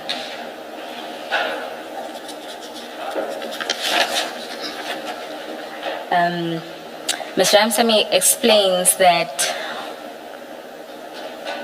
on the same day, Sisoko contacted me telephonically indicating that he was on his way to the office and wanted to see me. When I went to his office, I found Binang and Chabalala. The discussion was about White's report. Chabalala indicated that a standalone prosecution case can ensue and Binang can start finalizing the investigation. Sisoko indicated that he did not want any of the IPID investigators to deal with this matter, and that a neutral IDAC investigator should pursue the investigation. So if you consider the deliberation that you just had with the commissioners, it's clear that you were steeped into this investigation into Mr. Nkabinde. Yes, for And me, you were having meetings to see how you can then further it. yes, for me was the issue of furthering what had been parked in relation to the Blue Lights Matter. But you are not furthering it because it was parked in the Blue Lights Matter. If that was the case, then it would have emanated from a discussion with the team, with the investigator Binang Chabalala, whoever would have been the DDPP in that instance. This flows directly from your meeting with the ID, where you had expressed suspicion about Mr. Nkabinde. Yes, it's true. It flowed from Yes, from so you're that. not furthering that investigation. This is a completely different investigation that stems from the ID's office. I did not look at it that way. I looked at it as taking further that Blue Lights investigation. I want to make reference to one more thing. If we can go to page 245 of file 10. 245. Yes.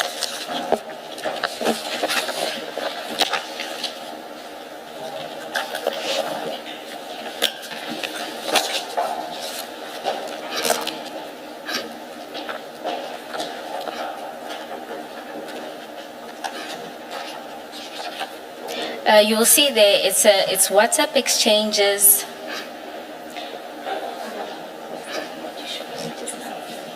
My apologies, 243. If we can just go up. You'll see those are WhatsApp exchanges between Ms. Ramsamy and Advocate Johnson. And there you'll see that before that, there is communication about other prosecutions that were ongoing, and then they talk about the white report, which you assisted in obtaining. And then if you go down, you'll see that she then says to Ms. Johnson, "Can Mr. Sissoko and I brief you in detail when you are available today or Monday to give you a full picture? There is more than what we actually thought, and get direction, because he was supposed to be charged on these things in 2019. Now, when you consider the chronology of what happens from when Mr. Nkabinde's name came up in that meeting, what it seems like happened is that Ms. Johnson referred to Mr. Nkabinde. You may have, at the beginning, innocently indicated your concerns around Mr. Nkabinde, but what follows was an investigation, a full-blown investigation, and using investigations that were ongoing or matters that were ongoing in IDAC in order to deal with Mr. Nkabinde. Chair, I consider that there were these discussions. And as that WhatsApp message shows, remember, these issues were already part of that Blue Lights investigation. So the report was already there. So it was not like there was a new thing that was to be started in terms of investigating, at least based on the report that was already there on the Blue Lights investigation. Ms. Boyce, 6.42 of the affidavit.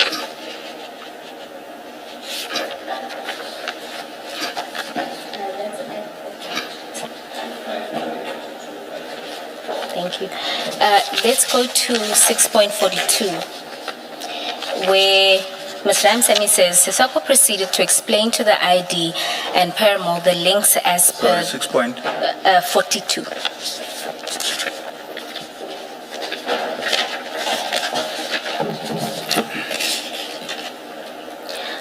No, Commissioners, I was told that the witnesses file broke, and so this is why it takes slightly longer to get everything sorted.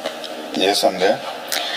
It says, Sisoko proceeded to explain to the ID and Paramore the links as per the charts, I think means chats, provided by White. There were discussions about the investigation that needs to proceed. Paramore indicated that Belachan can continue with the investigation. Sisoko stated the sentiments he shared in the meeting as per paragraph 6.39. The ID agreed and stated that Parayachi would then attend to the investigation.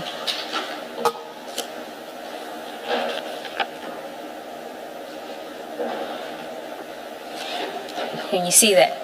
I see that. Your involvement continues after this as well. If you look at what happens at paragraph 6.44, on 30th January 2025, Sisoko contacted me regarding the authorization documents for the Nkabinde matter. I sent the ID a WhatsApp asking if that authorization should be done in terms of which form of authorization. ID advised me that she will check and further advise that something terrible has happened and I was not to discuss Nkabinde matter with Rapesu or Sisoko. I advised her that my discussions on the matter were limited to herself, Paramore and Sisoko, but would cease communicating until I had spoken to her personally. Now, what you'll note there is there's a communication there about authorizations and how those would be done. Now, if this was an extension of an ongoing investigation, wouldn't it be simply an authorization in terms of that existing authorization? Yes, that's what it's supposed to be, and that's how at least I understood it at the time. But I see that she was asking about authorization. In fact, he's saying you were asking about the authorization document on the Nkabinde matter. So it couldn't have been an extension of those existing matters. I cannot recall asking for authorization. I don't think I would have asked for authorization when I knew that the Blue Lives Matter has been authorized.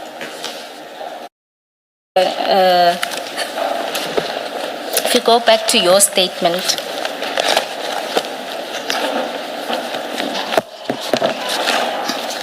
and my apologies, not even your statement, annexure MS7.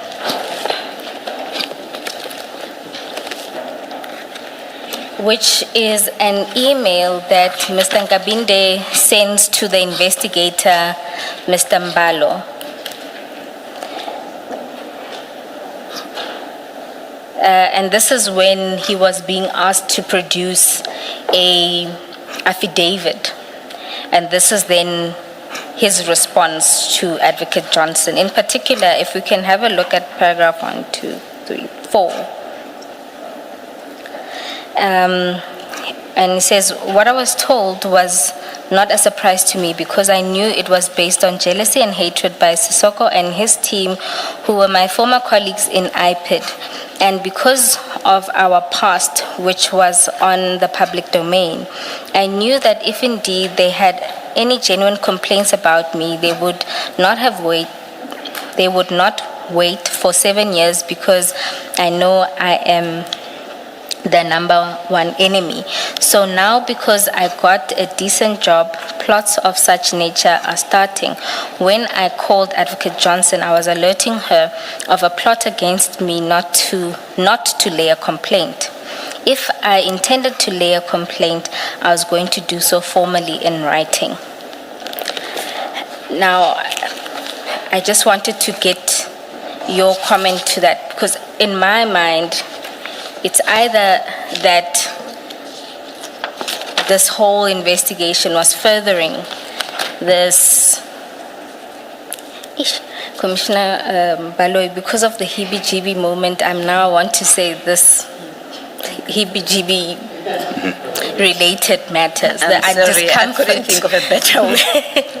the discomfort that Advocate Johnson had, and now there's this campaign to deal with Mr. Nkabinde. Alternatively, could it be what Mr. Nkabinde says about your relationship with him? So I just want to put it to you to respond, because he says he thinks this campaign is because of your history with each other. Commissioners, it's true that we have history with Nkabinde, and I'm the one who removed him from an investigation team after we had found that he was colluding with suspects in our investigation. So it's understandable that from his point of view, he thinks that I had an agenda, or I wanted to get back at him for some reason. But I never had that kind of an agenda for him. For me, it has always been that because of what I knew and his involvement in criminality, he had to be held accountable for it. That is all what was in my mind at all given time. Thank you. Then I want to deal with another aspect that emerged from this meeting, and this is a tasking that was given to you in relation to meeting with the IGI. Do you remember that? Maybe Yes, just to yes. show you where that emanates from, if we can go to, we'll display it because I don't recall asking that file 11 be brought, but we'll just display it on the screen. And then it's also in the supplementary statement at paragraph 16. Ms. Ramsami's supplementary.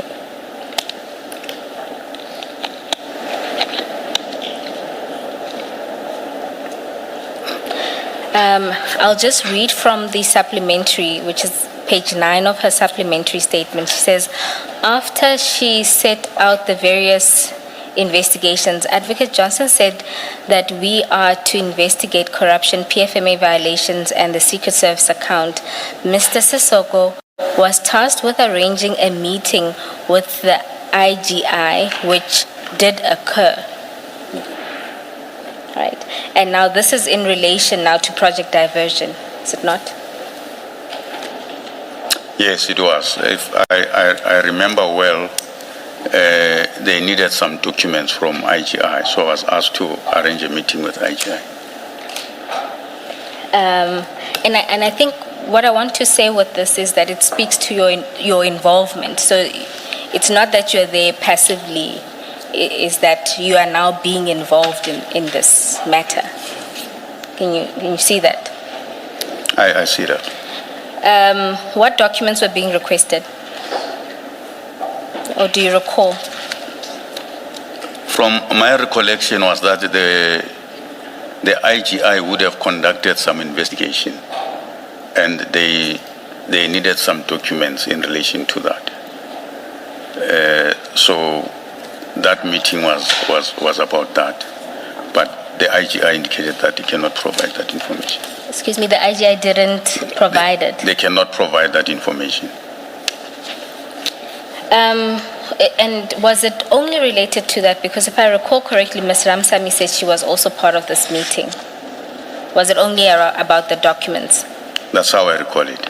All right, thank you. Now, the next aspect I wanted to deal with.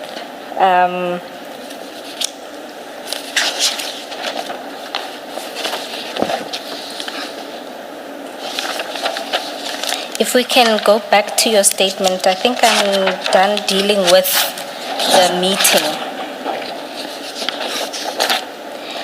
One aspect I wanted to ask you about in relation to the investigation into this leak or Mr. Nkabinde's alleged complaint, or rather Advocate Johnson's complaint, really. Now, what develops, and this is what you testified to earlier, is that it then became clear that it was not only Mr. Rapesu that was being implicated, it was yourself and Mr. Binang who were being implicated in this. That is correct. For what reason was this being done?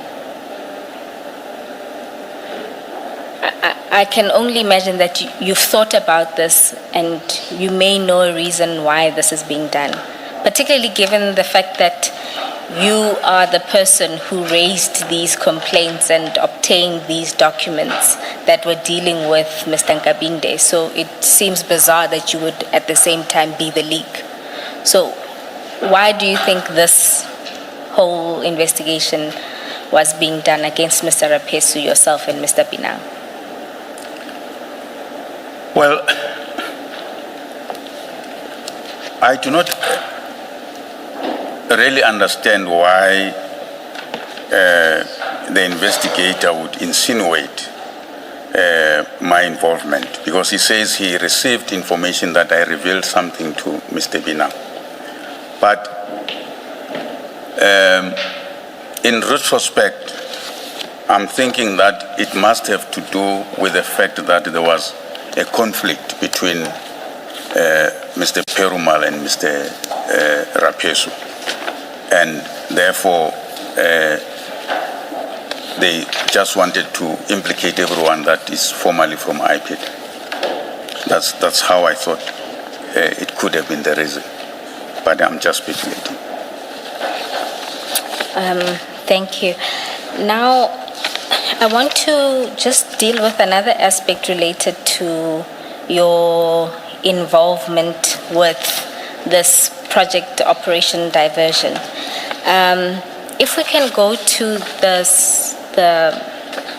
set of screenshots that were provided by Ms. Ramsamy. Now, I don't propose we go through all of them because there are many. Commissioners, they would have been inserted into your files, file 10, and it should be at the end of file 10. Oh, 10. Yes, it would be page 405.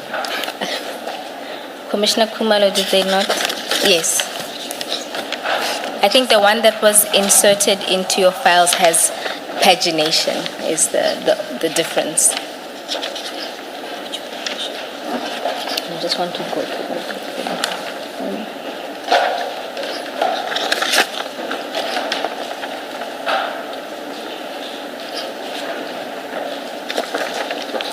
You said we go to page 4 what? 405. 405, thank you. And my file is also about to break. Chair, maybe it's a sign we must stop. Yes, Ms. Bova. You'll see there that after the meeting of the 22nd, so the first email is the one sent on the 19th, but you'll see thereafter that at least from Ms. Ramsami's point of view, she starts copying you in the emails related to project diversion. You see that? So the next one on page 406 is related to the housebreaking. That would have been the Lushaba issue. Yes. Maybe a correction, Ms. Bowe. It's not a copying, it's an address. It's as I see it. He's not copied. He's one of the addresses. My apologies. Yes, this one is addressed to you. And it was in particular in relation to statements and diary entries made by Mr. Rapesu. If you go to the next page, you'll see that this was also addressed to you and Ms. Johnson, and this is in respect of the prosecutor's instructions not being taken as disrespect by the investigators. Yes. And they, you as the head of investigations are also, you get this email. That's correct. And I'm assuming she expects that you deal with it because Chief Perumal is a subordinate of yours. You see that? Now, if you go on you'll see that the next one is in relation to a report. And if I'm not mistaken, this is again the Lushaba matter. If you continue, you'll see an email. Please keep giving phone numbers for the transcript. You At keep page saying 4. the next one. Oh, my apologies. At page 407, it's the one in relation to Ms. Ramsami's complaints about her instructions being regarded as disrespect by the investigators. At page 408 is a report that comes from Mr. Rapesu. And there you were copied. And this, as I understand, was in relation to the Lushaba matter, where he had done a preliminary report. Then at page 409, you were also copied in an email to Advocate Johnson related to the SAPS Tembisa hospital tender. And then at page 410, that one I want to deal with, because you'll see in the subject matter it says diversion arrest, and this is addressed to you from Advocate Johnson, where, and commissioners will get the full emails because this is cut, but here Advocate Johnson... Maybe also put the date on record. Yes, this is on the 4th of June 2025 at 9:24 a.m. Advocate Johnson says to you, Sisoko, I asked Dylan to let me know when they will arrest, as I need to inform the NDPP. He indicated that the main accused is on leave, etc., and they might push for this afternoon. I let him know that I don't agree. I cannot tell the NDPP today that we are arresting today. What will our urgency be based on? In addition, the DPP is not a rubber stamp and should be given an opportunity to read the papers. I suggest we wait for 2 weeks when the main accused is back at work and then proceed. I'm also aware that accused 4 is not in Gauteng. The team must use the next 2 weeks to determine exactly where all the accused are. When we do arrest, we should be able to pick them all up at one go. Now, again, this doesn't look like it's sent to someone who is not in the know. This looks like it's sent to someone who is part of the team and part of what is being done. It is correct that it looks like that way. So, and can this commission take it as a fact that you were then involved? Commissioners, these discussions did happen, and as you will see that I'm in the email.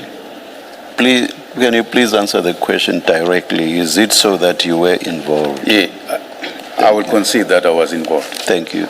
So your earlier answer that you only became aware after the arrest, that was not correct, because this email says the arrests are still to happen and they are being planned.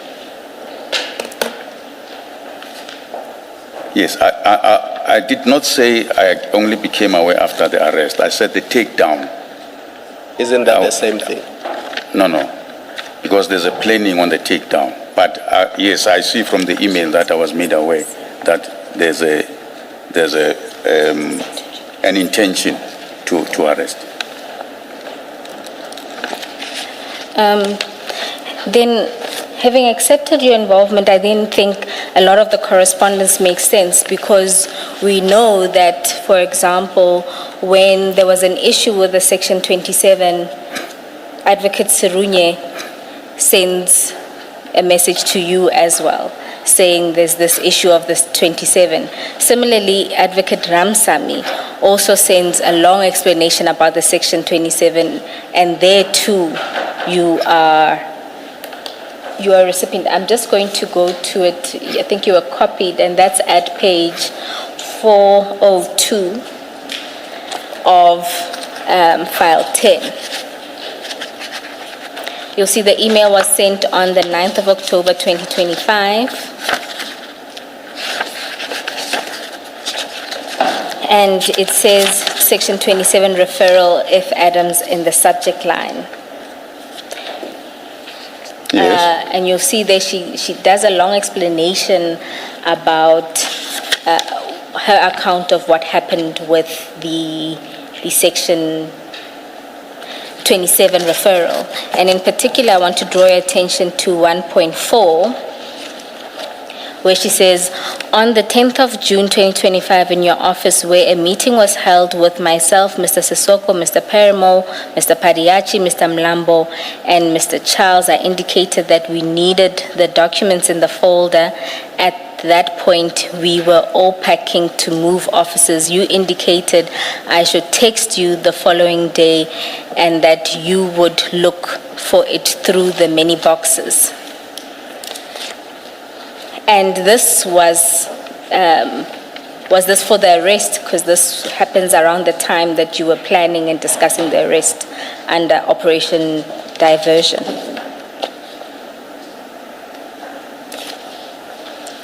Yeah, I think it would have been. I think it would have been.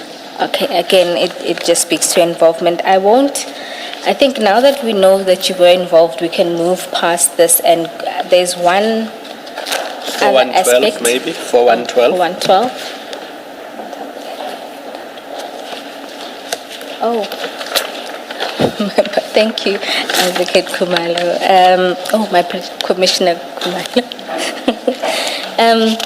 We can then just continue with those. There's then another email that is sent by Mr. Rapesu in relation, this is at page 411, in relation to the chain of collection for the dockets that you assisted with.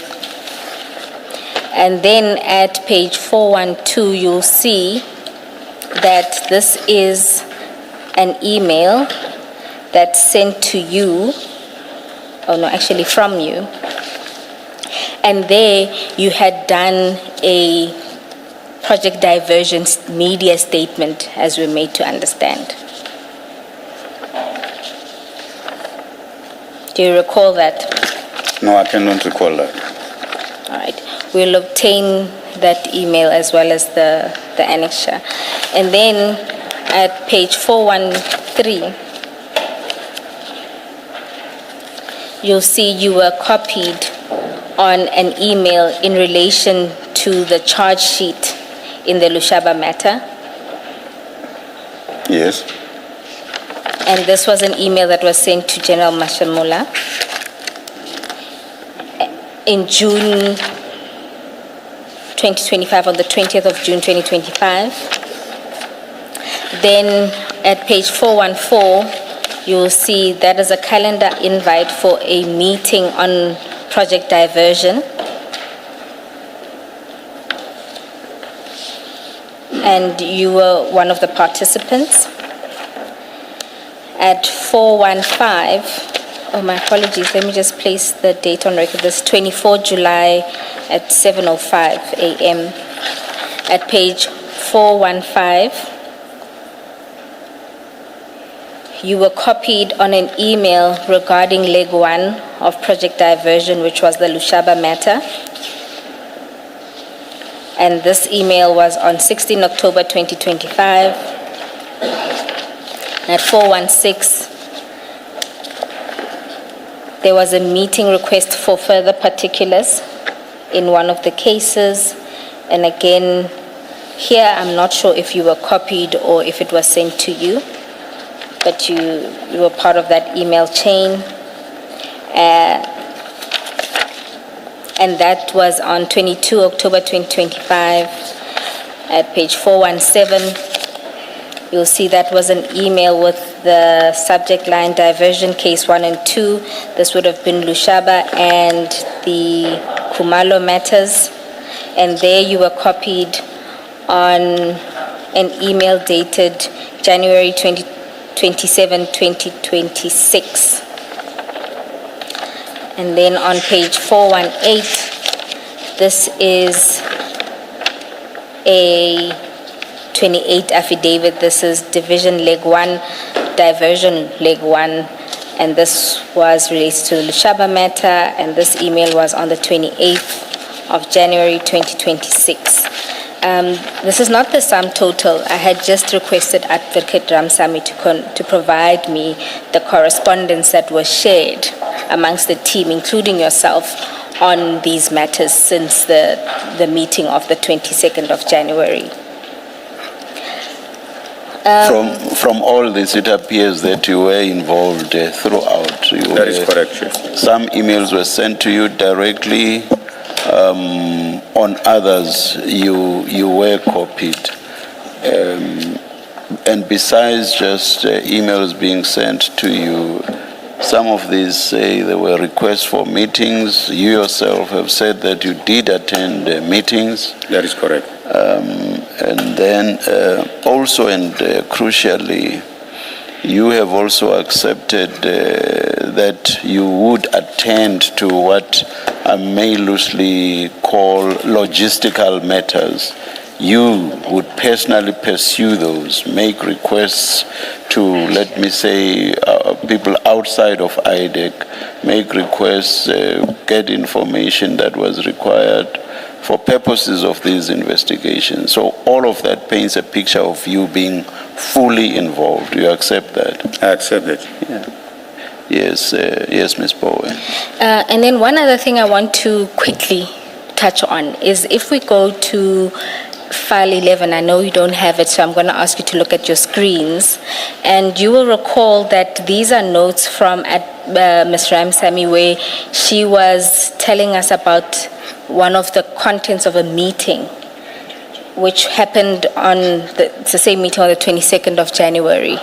And in that meeting, one of the things that was discussed was essentially a plan to catch by a plan, and this was something that Advocate Johnson said, a plan to catch out the National Commissioner.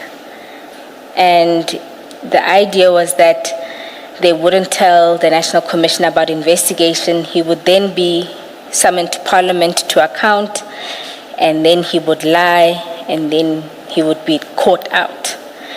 And this plan was discussed at this very meeting where you attended. I don't know if you recall that plan. I don't recall any discussion about such a plan. All right. You were in the meeting. I'm not sure which on which What is date. the date of 22 January. It's the meeting of the 22 22 January. January. Yes, where the presentation was made. I honestly don't recall that discussion about the setting up of the NASCOM. And you'll see it happens just before there's a discussion about that IGI meeting that you were to facilitate. I see that. Mr. Soko, it is of sufficient gravity and importance that if you were at that meeting, I would expect you to remember. I don't think it's every day unless you are telling us that you sat in meetings where every day this topic about setting up the National Commissioner came up. Then I would understand, well, it's one of many meetings and we can pin you down to the 22nd of January. If it's a once-off discussion, it's of sufficient seriousness that I don't understand that you don't remember. If you were in that meeting and you've told us you participated in that meeting. You can comment if you want to. Commissioners, I understand where the commissioner is coming from, but I honestly don't remember that conversation. And if you read those blocks, you'll see that the IGI was to give an intelligence file. Can you see that? Yes, I can see that. Yeah. But if you don't recall, I can't take it any further. Perhaps more accurately, if you say you don't recall, yes, if you. then there's an important nuance there. Yes, Mrs. No, I was talking about the NASCOM one. The IGI one, I did indicate that, yes, there was a request for me to arrange that meeting. Yes. Yes, Ms. Bowen. The one last issue that I'll canvass with you, two last issues. My apologies. Two issues that I'll canvass with you, relatively short. Now, when you testified earlier, you told us that there were two experiences that have shaped how you've approached these matters, and you mentioned after your testimony at the Zondo Commission, and secondly the kidnapping. Now, the kidnapping happens after a lot of this has happened. So I'll focus on the victimization, right? That you want us to have regard to the victimization that happens at IPID, right? Now, was your view that if you were to say something about what was happening at IDEC, you would be victimized? And if the answer is yes, by who? Commissioners, how I viewed this whole matter at the time was that based on my experience and what I went through, sometimes standing up to things that are wrong, you end up being a victim yourself. And I know that may not be satisfactory, but at that time, I took a view that when the ID takes a particular decision, I fall in with it. And that's what I did. The problem with that is if you want to be a leader, which you are, you should not put up your hand to be appointed as a leader. If that's your attitude, you just should not put up your hand to be a leader. In fact, standing up to authority may even be expected of officials who are by far junior to you. So with you, it's worse. And I accept that, Chair. Yeah. Chair, the last aspect that I wanted to canvass is in relation to an incident that happens around the 24th of July 2026.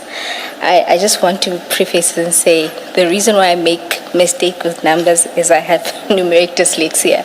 So I see something, but I read something else. So this is 24 July 2026. And this was after a staff meeting.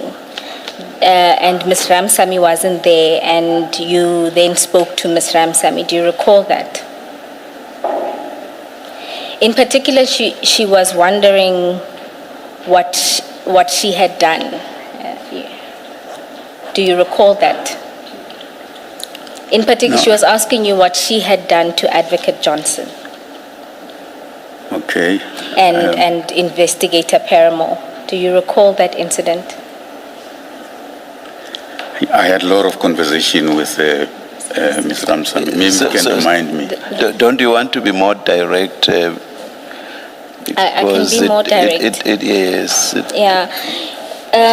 Ms. Ramsamy, because she's not done with her testimony, I'll say she will testify that during that conversation, when she asked you what she had done to Advocate Johnson, your response was that her problem started when Ms. Ramsamy was disagreeing with Chief Paramore, and that Advocate Johnson listens to Chief Paramore. Is that the situation that Yeah, I think I would was have at said the that. office, and that you were? Yes. And that was the known situation at the office. Yes. Which means that Chief Paramore had an immense power. because in there you said to her that Advocate Johnson listens to Chief Paramore. Yes, that's true. Now, in that conversation, she will testify that you also told her that Chief Paramore approached you after a meeting and told you to speak to her, Advocate Ramsamy, and Mr. Rapesu, so that the situation can be fixed, because if it isn't fixed, they, being Mr. Paramore, would be arrested and charged. Do you recall that? Mr. Paramore would be charged. Do you recall that? Yes, there was that conversation, and yes, Chief Perumal did approach me and to say I must talk to them, and that I don't think that he would have said charge, but they would be in trouble. I think that's how I remember it. And who were the they that would be charged? Was it Chief Paramore? Yes, or would be in trouble according to the Yes. Yes, he was referring to himself. And do you know why they would have been in trouble? Well, I think at the time it was clear that the issues of how they dealt with the matter would come up, So because in that meeting there was a file that Rapeso had, and then in that file it would appear that they had inserted some information which was not part of the file, and Rapeso indicated in the meeting that those documents, which, if I recall, were related to the forklifts, were not part of that file, and they would have been inserted in that file.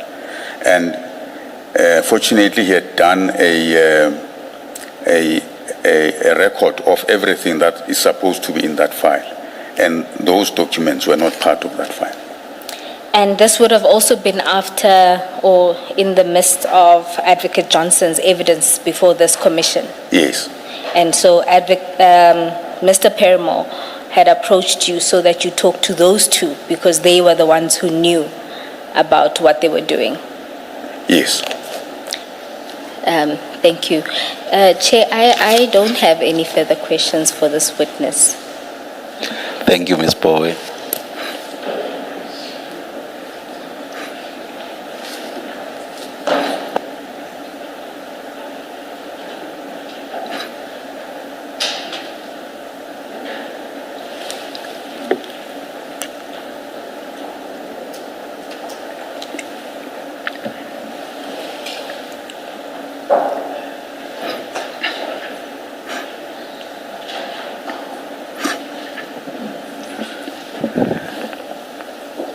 No re-examination, Mr. Ramatsegisa. None, Chair, and Commissioners. Thank you. Mr. Sisoko, after a long day, you are excused, but should issues arise that require that you be recalled, that may happen. And you have heard Ms. Bowe say that Ms. Ramsamy is going to say something that relates to you or is about you. So you are excused for now, but I'm just saying we don't know now, but there may be that possibility, but you are excused. That will be in order, Chair. We are not sitting tomorrow.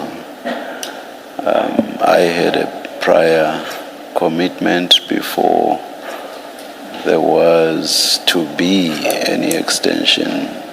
The hearing of evidence would have ended on the 31st of July. So I got involved in commitments that I simply cannot get out of. So we are not sitting tomorrow. And on Monday it's a public holiday. So we adjourn and resume at 9:30 on Tuesday. Women's Day, Chair, to be specific on that. At least you cannot accuse me of not being cognizant of that. Go to the opinion piece on the Daily Dispatch of today. You'll see that I'm very much cognizant. Let's adjourn until then.